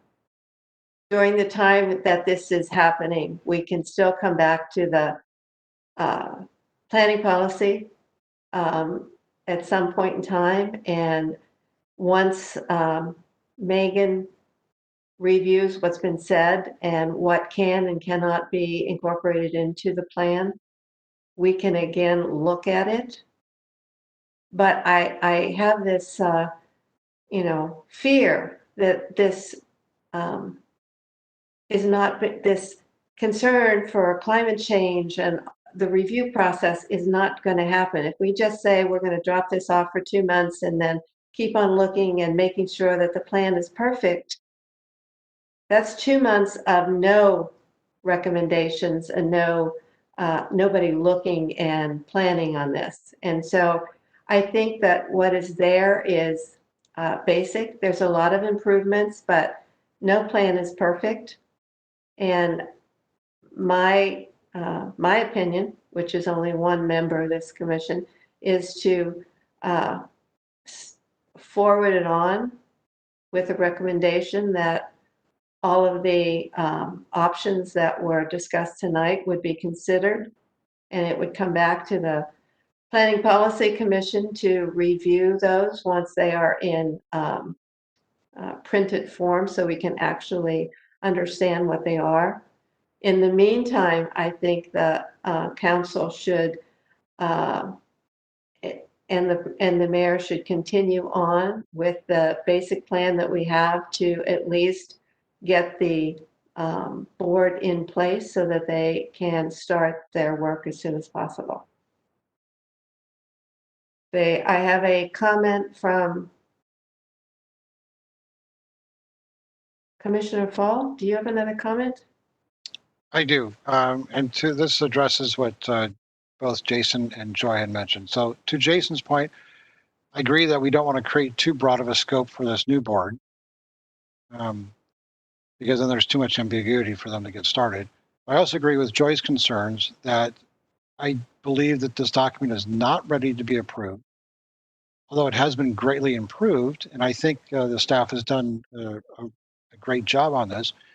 My question to Megan Curtis Murphy would be, Kristen, when would we be able to look at this document again if we were not approving the document today?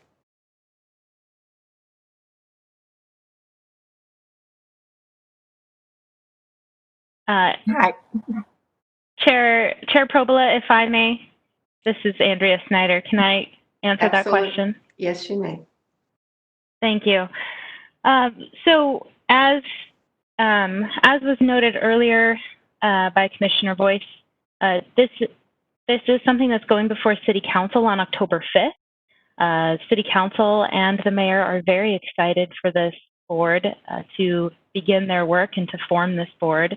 And so I think what we're really looking for this commission to do tonight is to provide the comments and recommendations that you have for City Council's consideration on October 5th.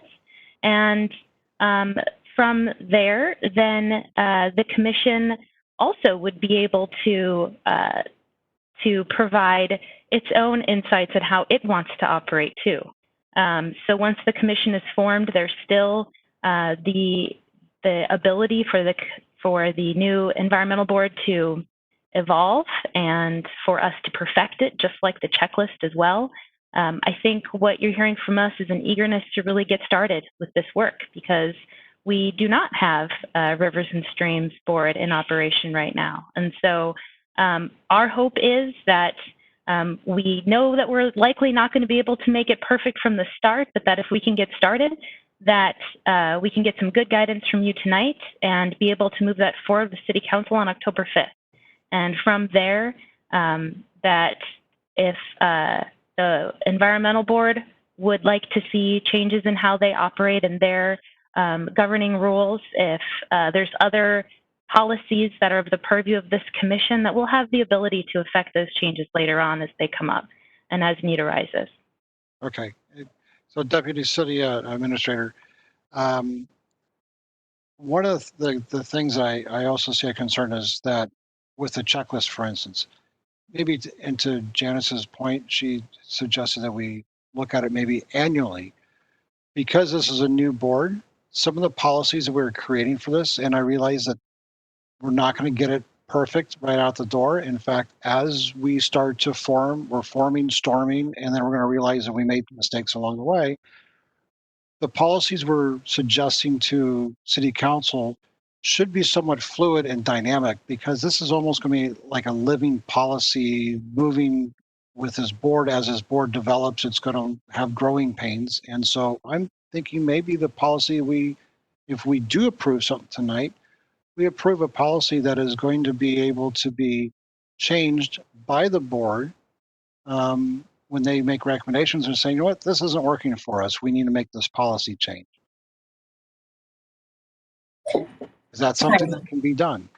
Yes, this is Megan Curtis Murphy. I think that's something that we heard a little bit last time in the conversation as well. I'm just shuffling through my papers here, but we did try to take that into consideration with the ordinance that we included here. In that, in duty number 7, we do want the board to provide a self-analysis of their work and effectiveness annually, and then report that back to the council. So again, recognizing that as you're saying, we may not get everything right away. We might have to do some trial and error as we get the board up and running. So we've built that into the process itself. So the board can reflect on the items it's reviewed, the impact that it's had, and have that conversation with council. And then there'd be an opportunity to change the ordinance. So I think it could be kind of that living document that we would want their input on to see how it's working. And there'd also, of course, be an opportunity for public comment on that as well.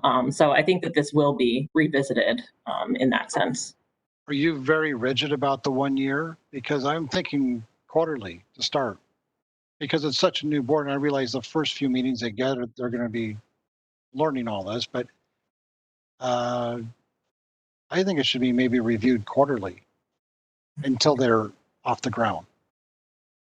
Yeah, I don't think that we are firm on the 1 year. I think overall we'd want some time, as you're saying, for the board to get up and running with kind of those initial kind of orientations and starting to learn about what some of the work is that the city is doing, as well as providing feedback on items right away. So again, maybe that's something the commission can consider if that's one of the recommendations you want to make, whether it's quarterly or after 6 months or whatever the commissioners want to recommend for that. Okay, thank you very much. I have a comment from Commissioner Buchers.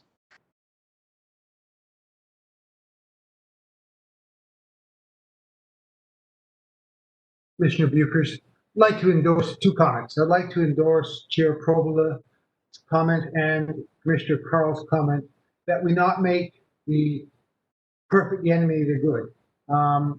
2 weeks ago, I asked what the process for, on the assumption that nothing we do today is going to be perfect and will be the subject of revision. How do we review this environment, the setting up of this environmental council? What's the process going forward? And there was some fairly clear answers. So I think from my perspective, I've had enough reinforcement here from City that there are avenues to review whatever we send forward in due course. So I would like to recommend strongly that we do not stop this process now, but enable it to continue with a couple of provisos. That my primary concerns are: 1, transparency. I do very much like the suggestion from one of the public contributors that the wording is department sends hot topic summary of neighborhood meeting comments to the environmental board. I want to ensure that we have a feedback loop so the environmental board is aware of what the city is doing and can act accordingly. So I think the wording there might be appropriate. If something better, then that's fine. So that's my primary concern. The other thing is, and I endorse Mr. Fall's comment that I think once every year, and a rigid timeline for the committee or the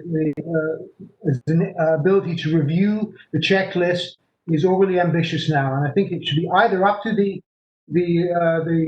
discretion of the members of the environmental committee, or as Commissioner Fall has recommended, not short a timeline like a quarter. So those two are my primary concerns, but above all is to move this forward and keep the process going. We'll have ample time to review as time goes on. So that's my comment. Thank you.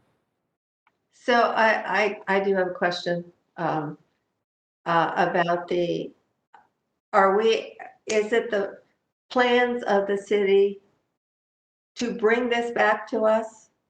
Or is all the updates going to be taken care of by the environmental board once it's established? This is Megan Curtis Murphy. I believe that we would be looking for your recommendations this evening on the recommendations for council to consider on October 5th. And then this board would get up and running and would have that opportunity for the board members to provide comment. I think that there'd probably also be opportunities for members of the public to provide their thoughts as well. And that's perhaps where commissioners could also provide further thoughts on the overall development of it. Okay, so it would not be coming back to PPC. Correct, is my understanding. It's very difficult for me to hear all the different ideas and not be able to see them in writing. I think if we could see them in writing, we would have a better handle on what it looks like and how it is all put together. So I'm disappointed that we wouldn't have at least a short time to at least go over that, especially since the environmental board is going to take a while to get up and running, and they're not going to know what is basically right and how to handle things. Not that we're experts on it, but we do have some comments, and I would really like them to be considered and not stop the process, but have those ideas taken at least to the council to have them look at. If we're not doing it as a board, as a commission, then I think that all of those things should be listed and they should be able to review them. This is Megan Curtis Murphy. If it'd be helpful, I could try to go through a list of the comments that I've heard this evening, try to summarize those, and then if there's specific recommendations that you want the council to include, you could make those following that and let me know if there's anything that I'm missing here as well. Would that be helpful? Yes, I get a thumbs up from Commissioner Carl. I just have a hard time if I can't see them in front of me to really say yay or no. Yeah, yes, that's good. We don't even have to consider that because it's already included. So yes, if you want to take the time and go over that, I think would appreciate it. I don't know how the commissioners will want to handle that after you give us an update. Okay. So can I jump in for a second? Because I think I'm a little lost. So I think where we are in the meeting, Commission Chair, is I think where staff is waiting for the commission to make a recommendation. And I think individual commissioners have shared their opinions, and I want to make sure I understood what you just said. Were you hoping for a summary of the comments so that would facilitate a commissioner making a recommendation that then the board could deliberate on? I think that's what Megan actually suggested. Yes. Okay. I didn't write down every single suggestion. And so I'm having a hard time, which ones are good, which ones should we continue on?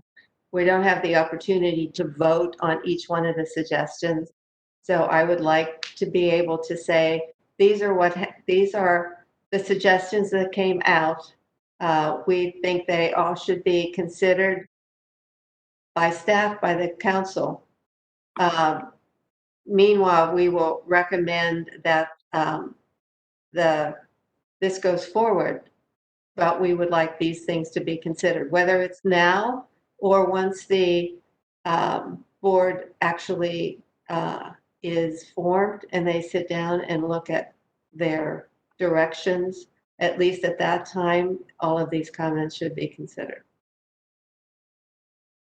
I don't know if that makes sense or not, but I just, we have these public hearings and we have people come in to make comments, and we want to make sure that we address those comments.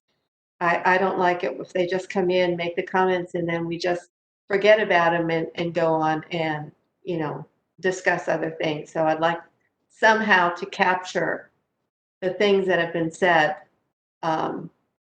by not just the public tonight, but some of the comments from the commissioners, which I think are all valid and can be explained one way or the other. Basically, yes, they are accepted in this item, and it assumes that, and so we're covered there, but maybe not. So transparency is the one thing that I see, and the timeline of once a year is should be shortened. Is there anything else that specifically that any one of your the commissioners want to add to those two things specifically that pops out and you think that it is really important to forward on to the council, that these are things that you feel are really important? Madam Chair, if I can, I see that Commissioner Reinhardt has a comment. Yeah, Okay. I was getting to that. So there's one after that too. So I was hoping to get you people, the commissioners, thinking about any specific additions besides just grouping all the comments together, which are the ones that stand out. So while you're thinking about that, Commissioner Reinhardt has a comment. Yeah. So along those lines, this is Commissioner Bill Reinhardt. Along those lines, my recommendation would be similar to Commissioner Falls. I think I'd like to definitely see the annual report and update be moved to probably 6 months would be my recommendation. I think quarterly might be a little bit too aggressive, especially since they're just going to be forming. But I think every 6 months, I think would be a good milestone. I think a year is a little bit further, a little too far. But my overall comments, I just want to commend Megan and the city on the amount of effort put into this board plan. It's never going to be perfect, but it needs to get started. We can continue to, I think, as a commission, continue to meet and fine tune it, and we'll find ourselves in the same spot we are now 6 months from now. I think it requires us, I think, as commissioners, to do what we can to move. It's the document's built in a way that does allow changes and modifications, as well as reviews. And from my standpoint, I think that's more than enough to move forward. That's all. I'm going to, there's a comment from Commissioner Fall. I think, thanks, Madam Chair. This is Commissioner Fall. So my question to you, Joan, are you asking us to make motions? The city is expecting us to move forward on this one way or the other, yes. May I make a suggestion? This is Kristen Leeson, Senior Planner. Yes. So what we have done in the past, and one option is that the commission, Megan could identify the topics that have been discussed tonight, and we make sure that we all agree on those topics, and PPC can write a letter then to the city council, as we have done with the transportation improvement program several times, written a letter. Another thing that I am aware of is that we're trying even harder to put all of the commission's comments into our agenda bills. So they should appear that way. But if you all wanted to do it a little bit more formally and have a signature attached to it, you could also attach a letter with your concerns and attach that to the agenda bill if Megan would be willing to do that. Any comments on that? I have a comment from Commissioner Boyce. See, that time I was afraid you weren't going to call on me. What's so great about tonight is the fantastic ideas that have been batted around. To use Commissioner Lewis's language, it would have been nice if this cake could have baked a little longer. And I think, to Chair Probela's point, it's disappointing not being able to see this final product before it goes out the door. Really only would have needed perhaps one more meeting.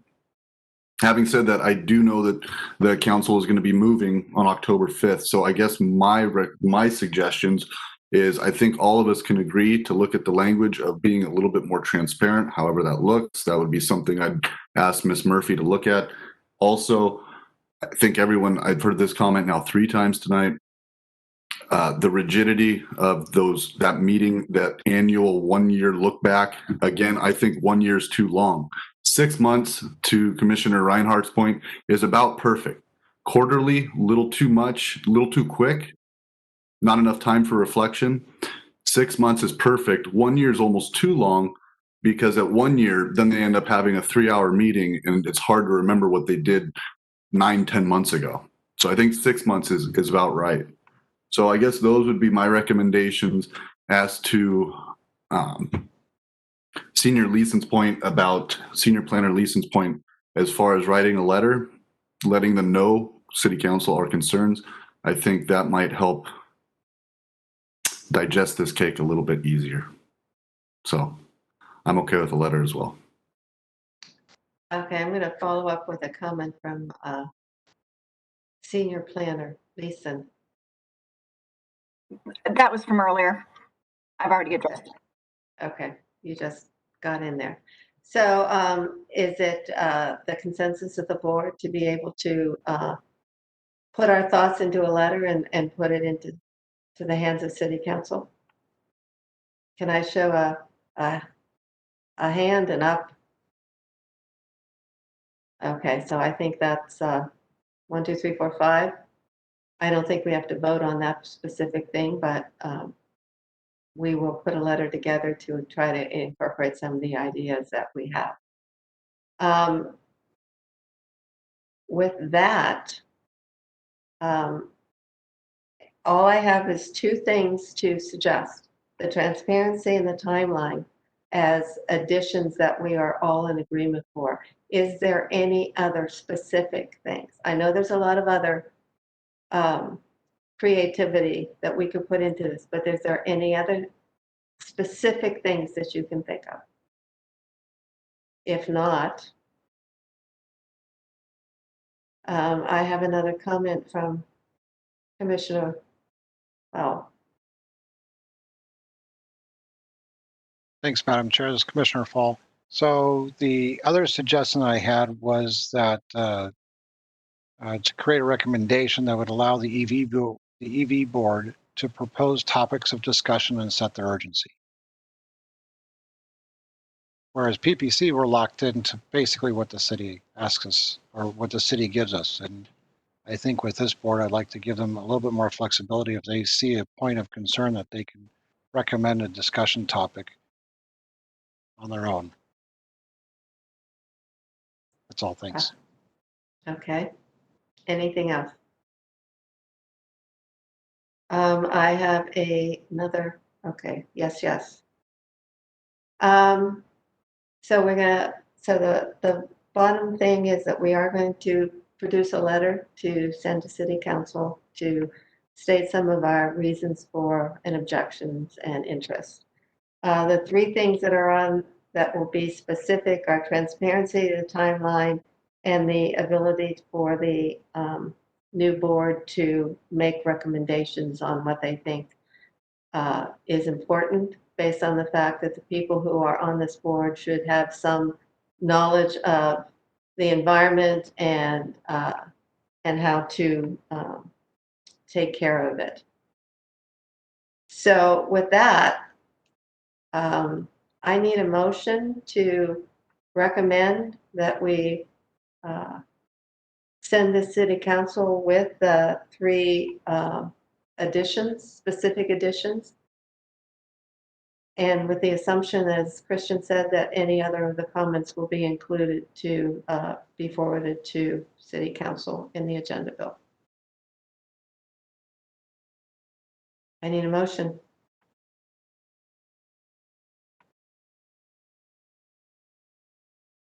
If I don't have a motion, then it's dead and we do not send it forward. Hi, Madam Chair. This is Commissioner Fall. I'll go ahead and make a motion to send this our recommendation on the formation of the Environmental Board to City Council for review with our suggested comments and recommendations. Do I have a second? I'll second that. It's Commissioner Buchers. Any other comments? Discussions? May May I clarify? May I ask a question? Is the recommendation to approve the environmental board and also attach a letter of your concerns Yes. to the agenda bill? Yes. Okay. The recommendation goes with the approval goes with the 3 recommendations. Okay. Thank you. All those in favor say aye. Oh, can't do it. Kristen, can you take the roll? Yes. Commissioner Fall? Yes. Commissioner Lewis? Yes. Commissioner Reinhardt? Yes. Commissioner Carl? Yes. Commissioner Boyce? Yes. Commissioner Buchers? Yes. Commissioner Probola? Yes. 7 in favor, none against. Okay. So with that, we will move on to our next discussion for this evening, and that's the proposed comprehension plan amendments, the redesignations and rezones of parcels, of 4 parcels. And I'm not going to read the numbers, so I'm going to open it up to Kristen to give us her report.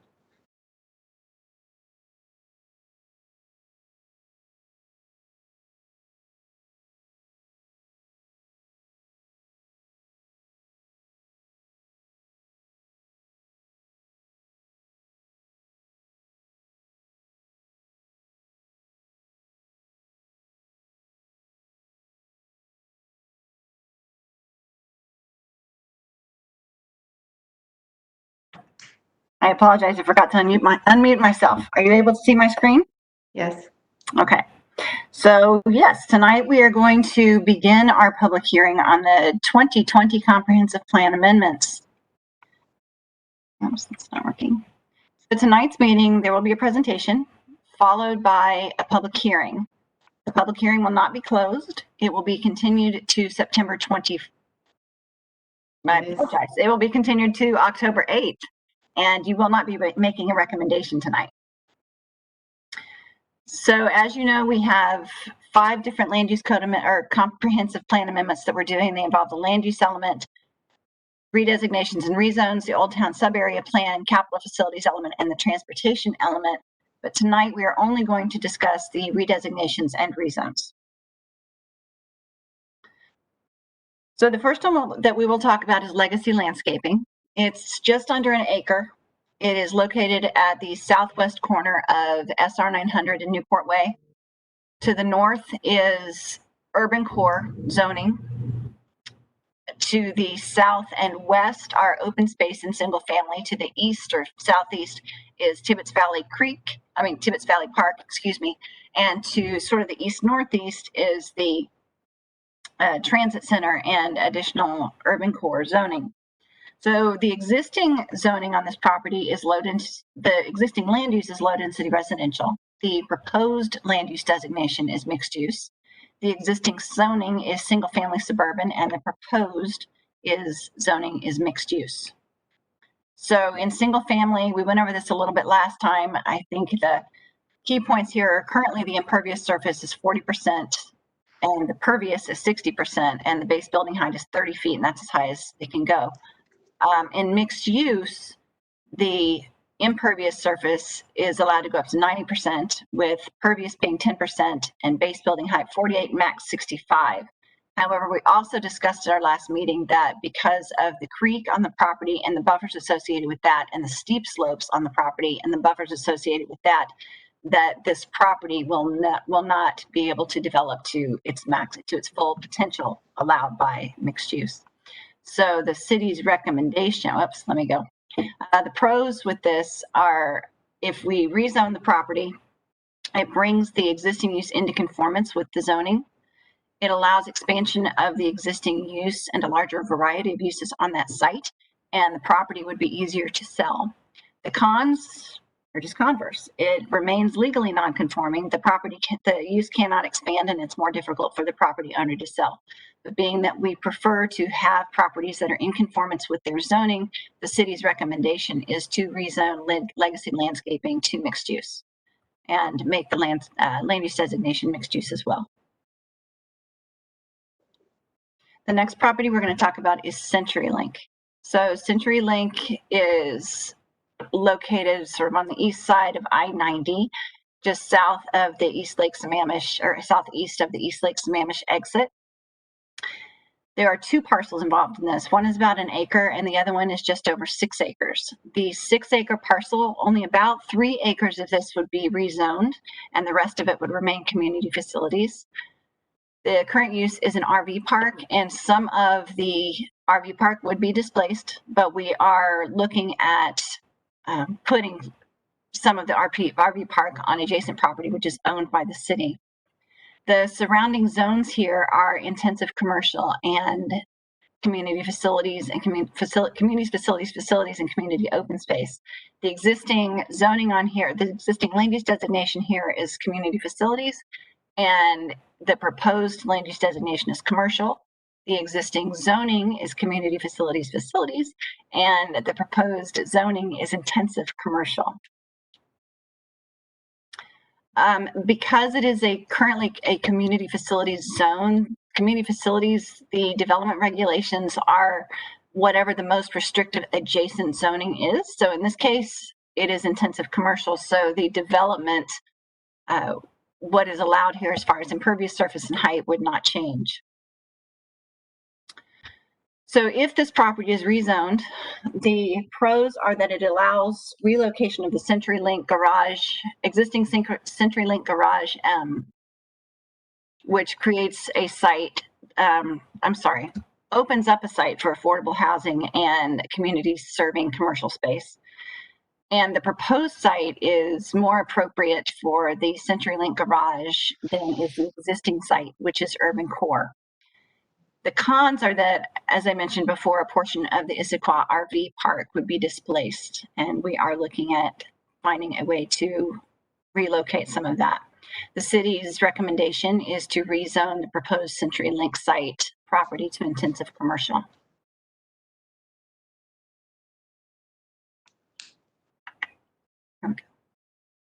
So the last property that has been requested is, we're calling it the Vanama property. It is located at the southwest corner of Highlands Drive and Southeast Black Nugget Road. It's just under 1/2 acre. It currently has a single family house located on it. It is currently zoned low density residential. I'm sorry, I keep doing that. The current land use designation is low density residential. The request is for retail or mixed use land use designation. The existing zoning is single family estates, and the requested zoning is either professional office or mixed use. So to the northwest and south of this property are single family houses. Directly to the north, though, are detention ponds that are owned by the city. And to the east is also single family and open space. Currently single family, you are allowed 30% impervious surface, which means 70% pervious surface. And again, a 30-foot building height, and that's as high as they can go. To do either professional office or mixed use, the impervious surface would increase by up to 90%, 65 to 90%, and the pervious surface, 35 to 10%. The maximum height on both of these could be 65 feet. The pros of doing this is clearly the area around here has developed, and so allowing neighborhood serving commercial may benefit this property and may benefit the surrounding areas. The cons, however, is that the site is surrounded on all sides by community facilities or single family estates and single family houses, and most of the permitted uses within professional office and mixed use would not be compatible with the surrounding uses, which makes this what's called a spot zone and is not legal. So our recommendation right now is to not change the designation or zoning of this property. Just a reminder, tonight we won't be closing the public hearing. On October 8th, we'll open it. We will continue it. We'll talk about land use, capital facilities, transportation, and Old Town proposed amendments. And then this will go to the City Council study session on November 10th and back to City Council on December 7th for action. So all we're looking for you tonight, I believe you may ask questions, you may not discuss, and we'll hear public hearing. But also ask us, ask me, and ask staff for anything that you may need, which will help you form a recommendation at our next meeting. And that is all I have. Thank you. So with that, I would like to open the public hearing first before we open up for comments from the commissioners. So with that, I will open the public hearing at 8:33 and ask Doug if there's anybody signed up to speak. Thank you. Yes, we have a bunch of people signed up to speak. The first person up is David Christ.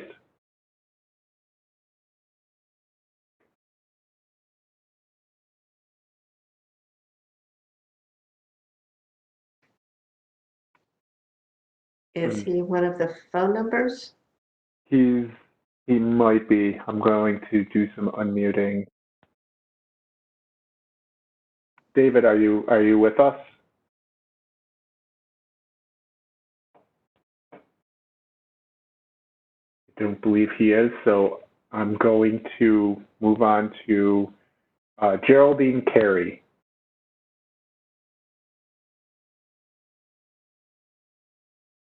Yes, can you hear me? Yes, we can. Okay. My concern is not with the rezone requested by Chris Holacek, but it's making the officials, city officials, and the advisory boards aware that there already exist conditions connected to the use of the secondary access off the property. The restrictions were placed to address reduction of congestion onto and off of Newport Way, as access is close to SR 900 and Newport Way intersection. Also, I'd like to clarify, I'm not sure if it was a mistake, but the property that is being requested to be rezoned does not include Tibbetts Creek. That property is part of my property. I own a small triangular piece just to the east of the Legacy Landscape business. But I also have a residence south of their property and south of the little triangle that is served by the access road off their property. I want to know if the Planning Policy Commission has a copy of the easements that were recorded with King County back in 2005 and a settlement agreement that is dated 2003. Do you have those? I would like to know if you have them. They were supposed to be included in your paperwork that I requested, maybe 2 or 3 months ago. So that's an important part of how that property is used. Also, the 3 properties that are connected and adjacent to the roadway are residential and privately owned, but they share the roadway that exits out of the property being asked to be rezoned. The property is also within 15 feet of Tibbetts Creek and within the 100-foot setback, so I think that's an important consideration of how the property is used. And my last comment that has to do with the rezone of the property is if they use the south exit as part of the new rezone, does the old cement bridge that was built in the early 1900s have to meet new codes for the public to use? I don't know.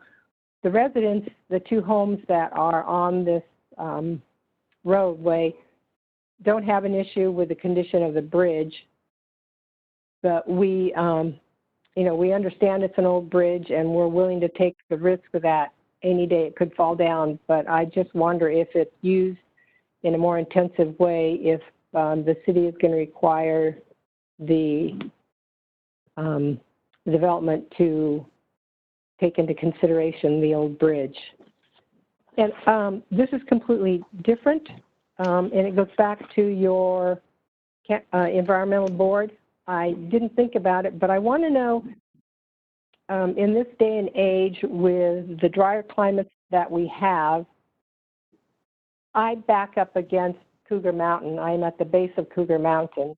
And when I moved here 42 years ago, there was not a large canopy on the hillside above me. In the 42 years that I have been here, there has been a growth of evergreen trees and maple trees that pretty much makes my property a fire hazard. I have cleared as much of the property over the 42 years to make sure it's not next to my house. But how do you protect the tree canopy and allow the people who live in Issaquah to protect their homes from a fire hazard?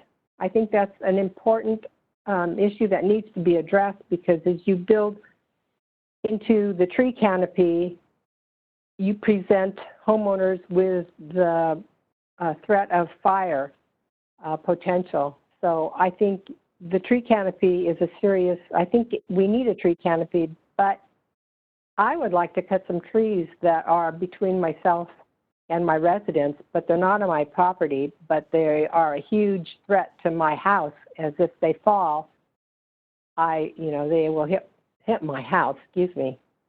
So I would appreciate the environmental board, thinking about that. How do you protect the people who have homes in the treed areas and still protect the tree canopy? Maybe restrict development in tree canopies?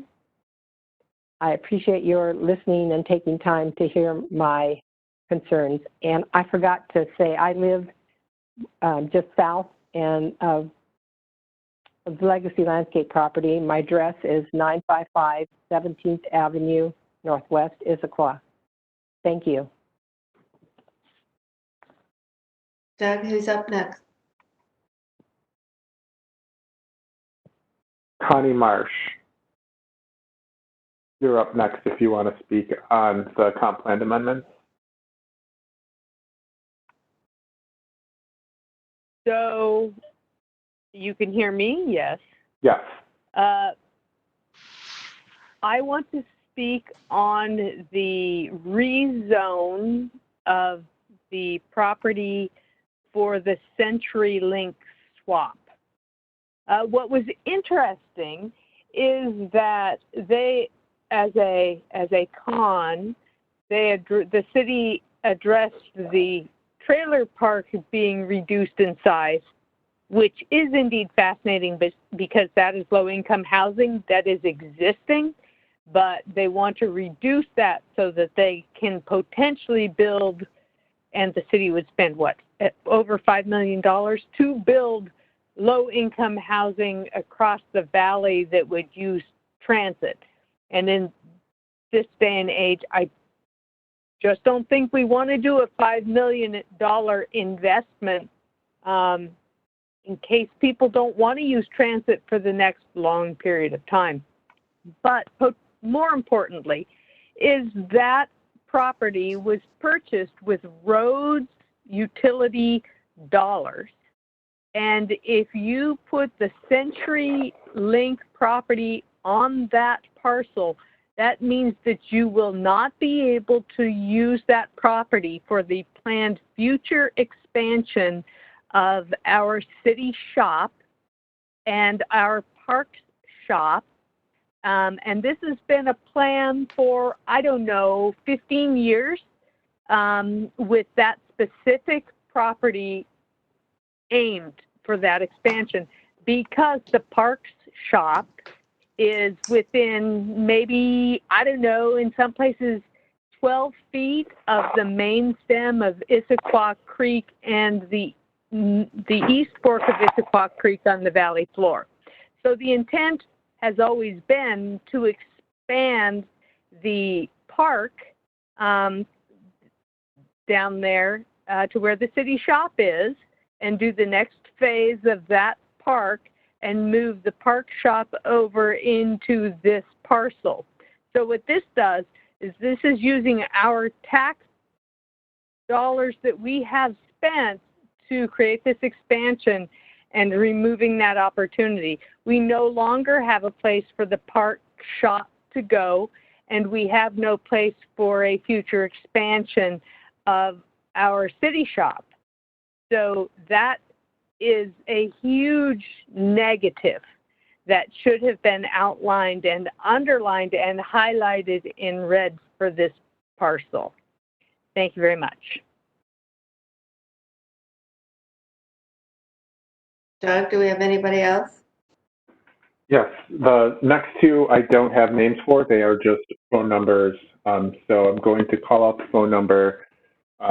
Area code 206 and the last two digits of 55. Would you like to speak on the comp plan amendments? Yeah, thank you. My name is Chris Halchuk. I'm the owner of the Legacy Landscaping property. And I would just like to further share that the intentions, we are familiar with the easements of the property. We are familiar with the consideration of the neighbors. We have been very respectful of neighbors, but have grown to have great relationships with them, and we continue to have that through the development of the property. So we don't have any intentions of disturbing that, and are well aware of the usability of that. And the bridge, we get every 2 years, we get engineering stamps on the condition of it, and don't feel that that bridge would be open to any public usage. If the property was to change usage, we would again continue being respectful towards neighbors and using our main entryway, which we are respectful to the neighbors currently because we close our gates every afternoon and provide not a lot of usage of that area. Thank you.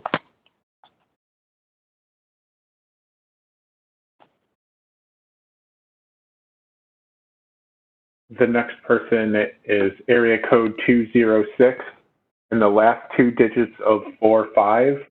Would you like to speak on the comp plan amendments? Yes, sir. Calling regarding the Vanama rezone, which is off of Southeast Black Nugget Road. I think that area, it's a pocket between Black Nugget and Highlands. It's quite noisy, sirens, dump truck. It's no longer suitable for residential. Urban Village, which is Lakeside, SFS to the east. And so that pocket is, I just don't think it's a place you want to raise a family with kids. So high traffic, high speed, a lot of noise. So that's my take on that area. So that's all.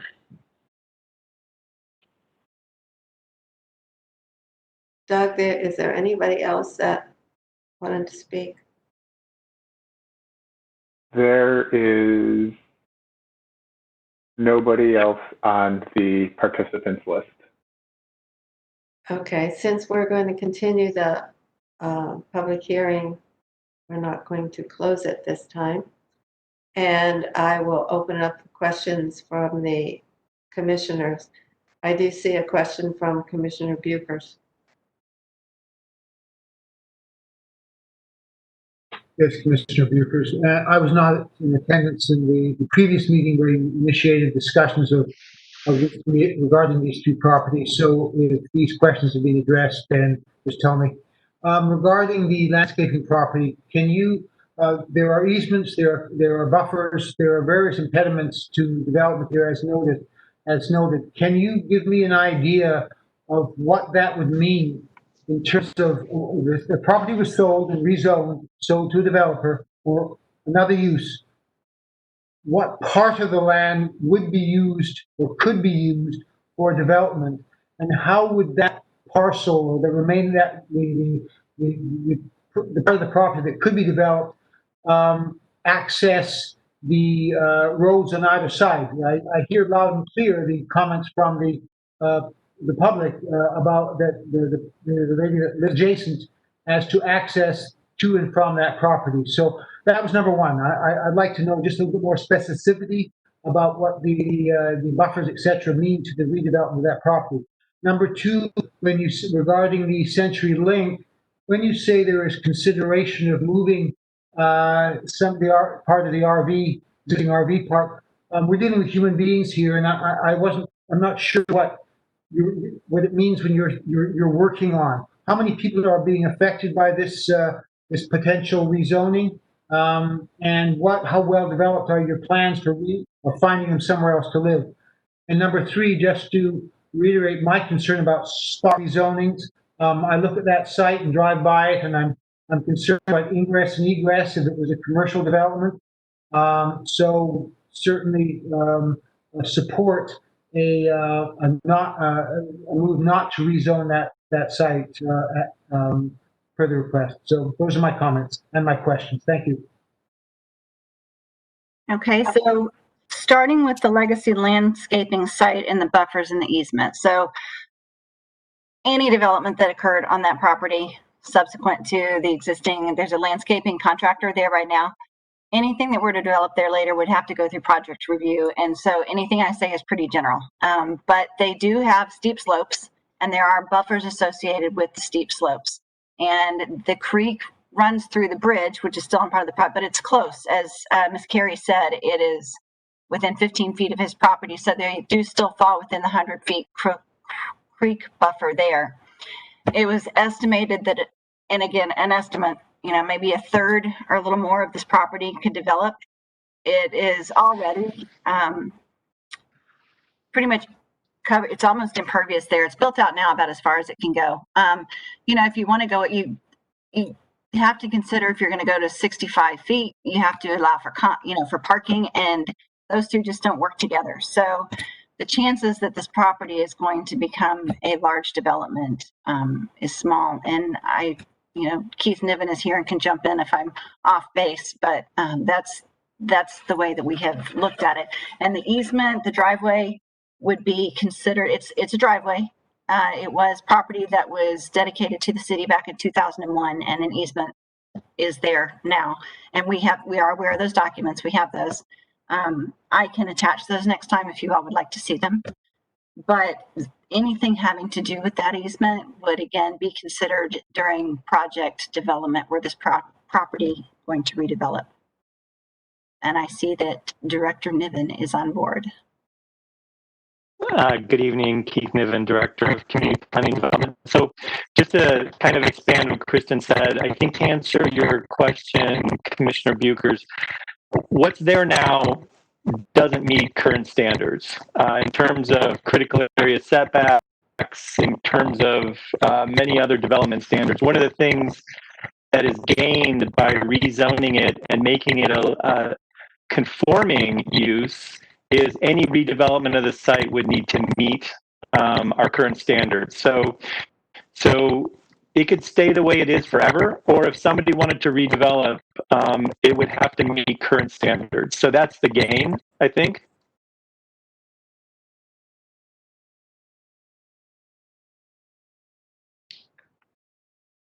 No, I appreciate your answer on that. I appreciate your answer on that. And it sounds like if there was a redevelopment, then the impact on adjacent properties, such as the lady who took her time to comment tonight, would be minimal, I guess. Is that what you're saying? And that's my concern. So obviously, that would be a separate whole process. I think that, the issues that Ms. Carey brought up about the stability of the 1900s concrete bridge, if anybody wanted to redevelop the property and potentially use that for commercial traffic, it would need to meet current standards, which it does not. So it would require a complete bridge replacement. And whether or not there's enough room even to do that there, it's questionable. So all of those details would have to be evaluated if somebody came in with a redevelopment plan. I think because of the way the hill bends around, Legacy and kind of the pocket of homes to the south are really kind of in geographic different places. But those kind of impacts would be considered, I think, with any of the plans that were to come in. That's as concrete as I can get. I apologize. Understood. Thanks. So exactly why, besides the fact that it's non-conforming, does this have to be rezoned? Well, this is Kristen Leeson, senior planner. We're recommending it. Right now, it's a commercial use, and it has been a commercial use for a very long time. And at one point, it was actually allowed by right in the existing zoning to be a commercial use. And then in 2000, and I don't remember when, it's in the staff report, but the zoning changed, and all of a sudden it was no longer allowed. It also is adjacent to the urban core and to the transit center. And again, it would be good to have this to be a conforming use. I don't think that the commercial use is going anywhere. That's just, thought. And it doesn't have to be rezoned, but someone requested it. And based on what we have seen and what we've analyzed, there is no predominant reason not to rezone this property.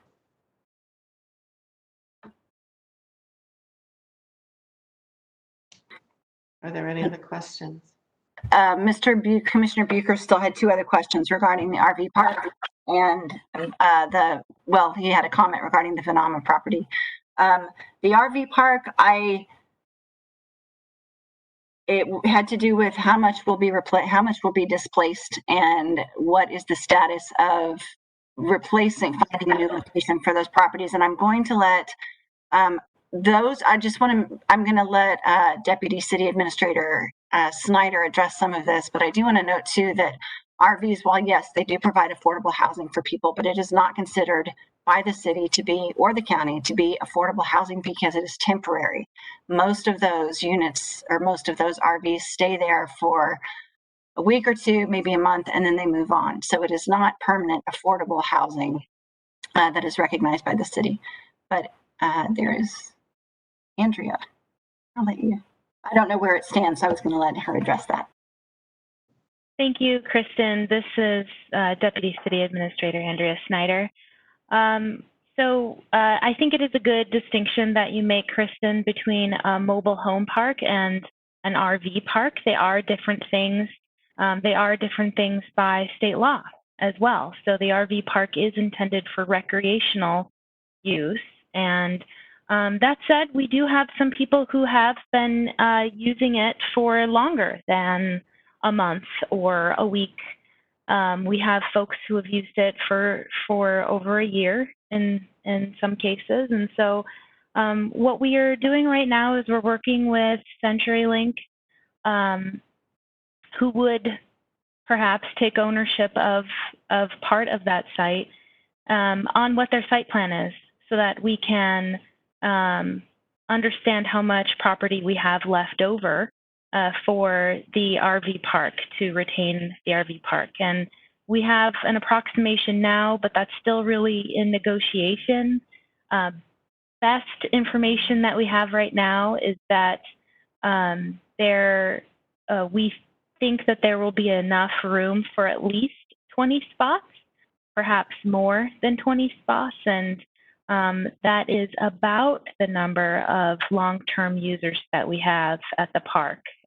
So what we need to do is really understand what the boundaries of the site would be, should the site be rezoned, should the sale go through, and then be able to configure the remaining parcel for the RV park to make it the most efficient and accommodating as possible, efficient use of space, and accommodating as possible for the remaining RV park users. So that's something that we're continuing to work on right now with the RV park management company, the residents in the RV park, as well as, of course, CenturyLink, to really understand what their space needs are and make sure that that their site is only suited to the size is suited to CenturyLink's needs and not any bigger.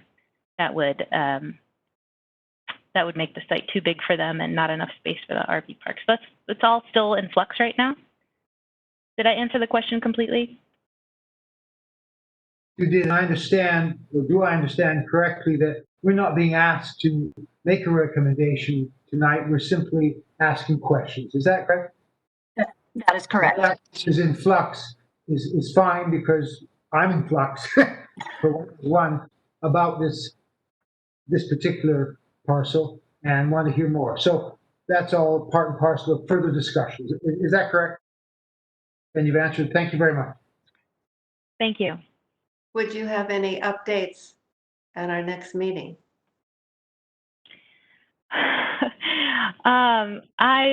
I would love to say that I will, knowing that your next meeting is October 8th, is it?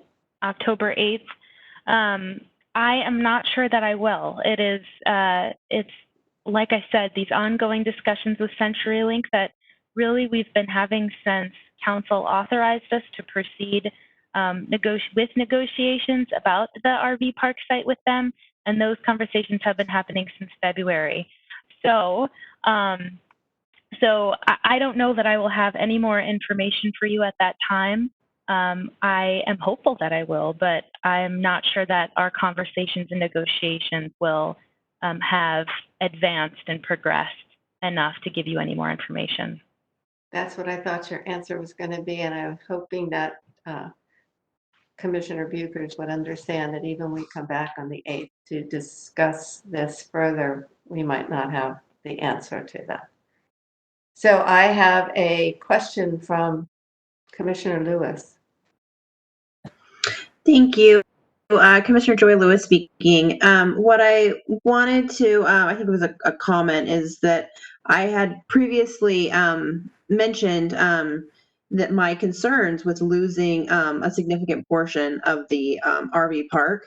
And while I recognize it doesn't necessarily serve towards our numbers and our goals for affordable housing, it does serve an underserved population in our community, and it's something that is unique in our community. So I understand that we might not be getting the information that we want in time that we need to make a decision about this. What I would suggest, though, the more I thought about it, is that I would love a commitment from the city to say that whatever amount we are losing, that they're committing to reallocating possibly to another space. So maybe our RV park now is 20% here and 60% here, and finding a different, a new way to approach it, rather than to say that we're unsure and we need you guys to pass this along. So I do like the idea of saying that the city's going to commit to keeping the amount of it whole, even if it's in a different location or serving in a different capacity, without you needing to come back to us and say, by the time we're forced to pass this on, that we still aren't sure. But I do really appreciate the updated numbers. talking to Kristen this week, before the last time you guys brought this to us, it was saying we weren't sure how much this parcel we were going to need, but having that commitment from you guys of saying we're trying to small that scale is really great, and I really appreciate that. My other comment that I had sent to you, Andrea, is to say that I really wish that there was more transparency being given to the public on this. I think that it's important to give those numbers when you're talking about what is effectively taxpayer-owned property to a private developer. And so I would like to see there be more units in the building than there is right now. I understand that it's a win, but I think that giving those numbers out to people of saying what is the projected income that the developer will be making versus the trade-off of what we think land values are is important for everybody going in, so that the public is able to make accurate comments to say, what is the city really giving and getting in hard numbers. Right now, I'd love to see that landing page be updated with more. And I know your comment to me was specifically that once the developer team has land control, but I think that it's important before that decision is made that the city discloses more of that to the public as much as possible.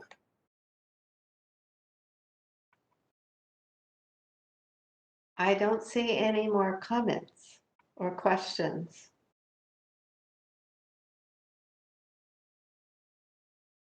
So, not hearing any, we're going to go off to the next thing on our agenda, and that's a housing report card. I didn't want to, I was providing that as information for you all. If you all have any questions or thoughts on that, please share. But I was going to bring it up in the next topic, but I'll bring it up now under reports, that one of the reasons that we gave that to you now is because on October 5th, Keith and I will be at City Council meeting talking about all things affordable housing. And so if you all are interested and want to watch that, please tune in. It should be interesting. So I do want to remind everybody about the calendar. So if you want to mention the upcoming meetings, that would be great. So we have the one on the 5th, if you're interested. We have one on October 7th, which is a joint DC PPC meeting to discuss the architectural standards for single family duplex zone in Old Town. I will let you know that right now the cultural and business district and multifamily standards were supposed to go along with that, but they've been put on hold. We've decided they need a little more work and a little more public input than we even initially thought. But we will be talking about the single family standards. Then on the 8th, we will continue our public hearing here. And on the 22nd, we have another public hearing regarding construction times. And it's a Chapter 16 issue, but because it affects development, it is coming to you all again. Very busy. You all are very busy people. Yes, and so is the city staff. So there's nothing else on the agenda. Is there any thoughts or comments for the good of the order? Hearing none, I'm going to close the meeting at 9:05 and wish you all a safe existence for the next couple weeks before we meet again. So with that, we are adjourned. So thank you for your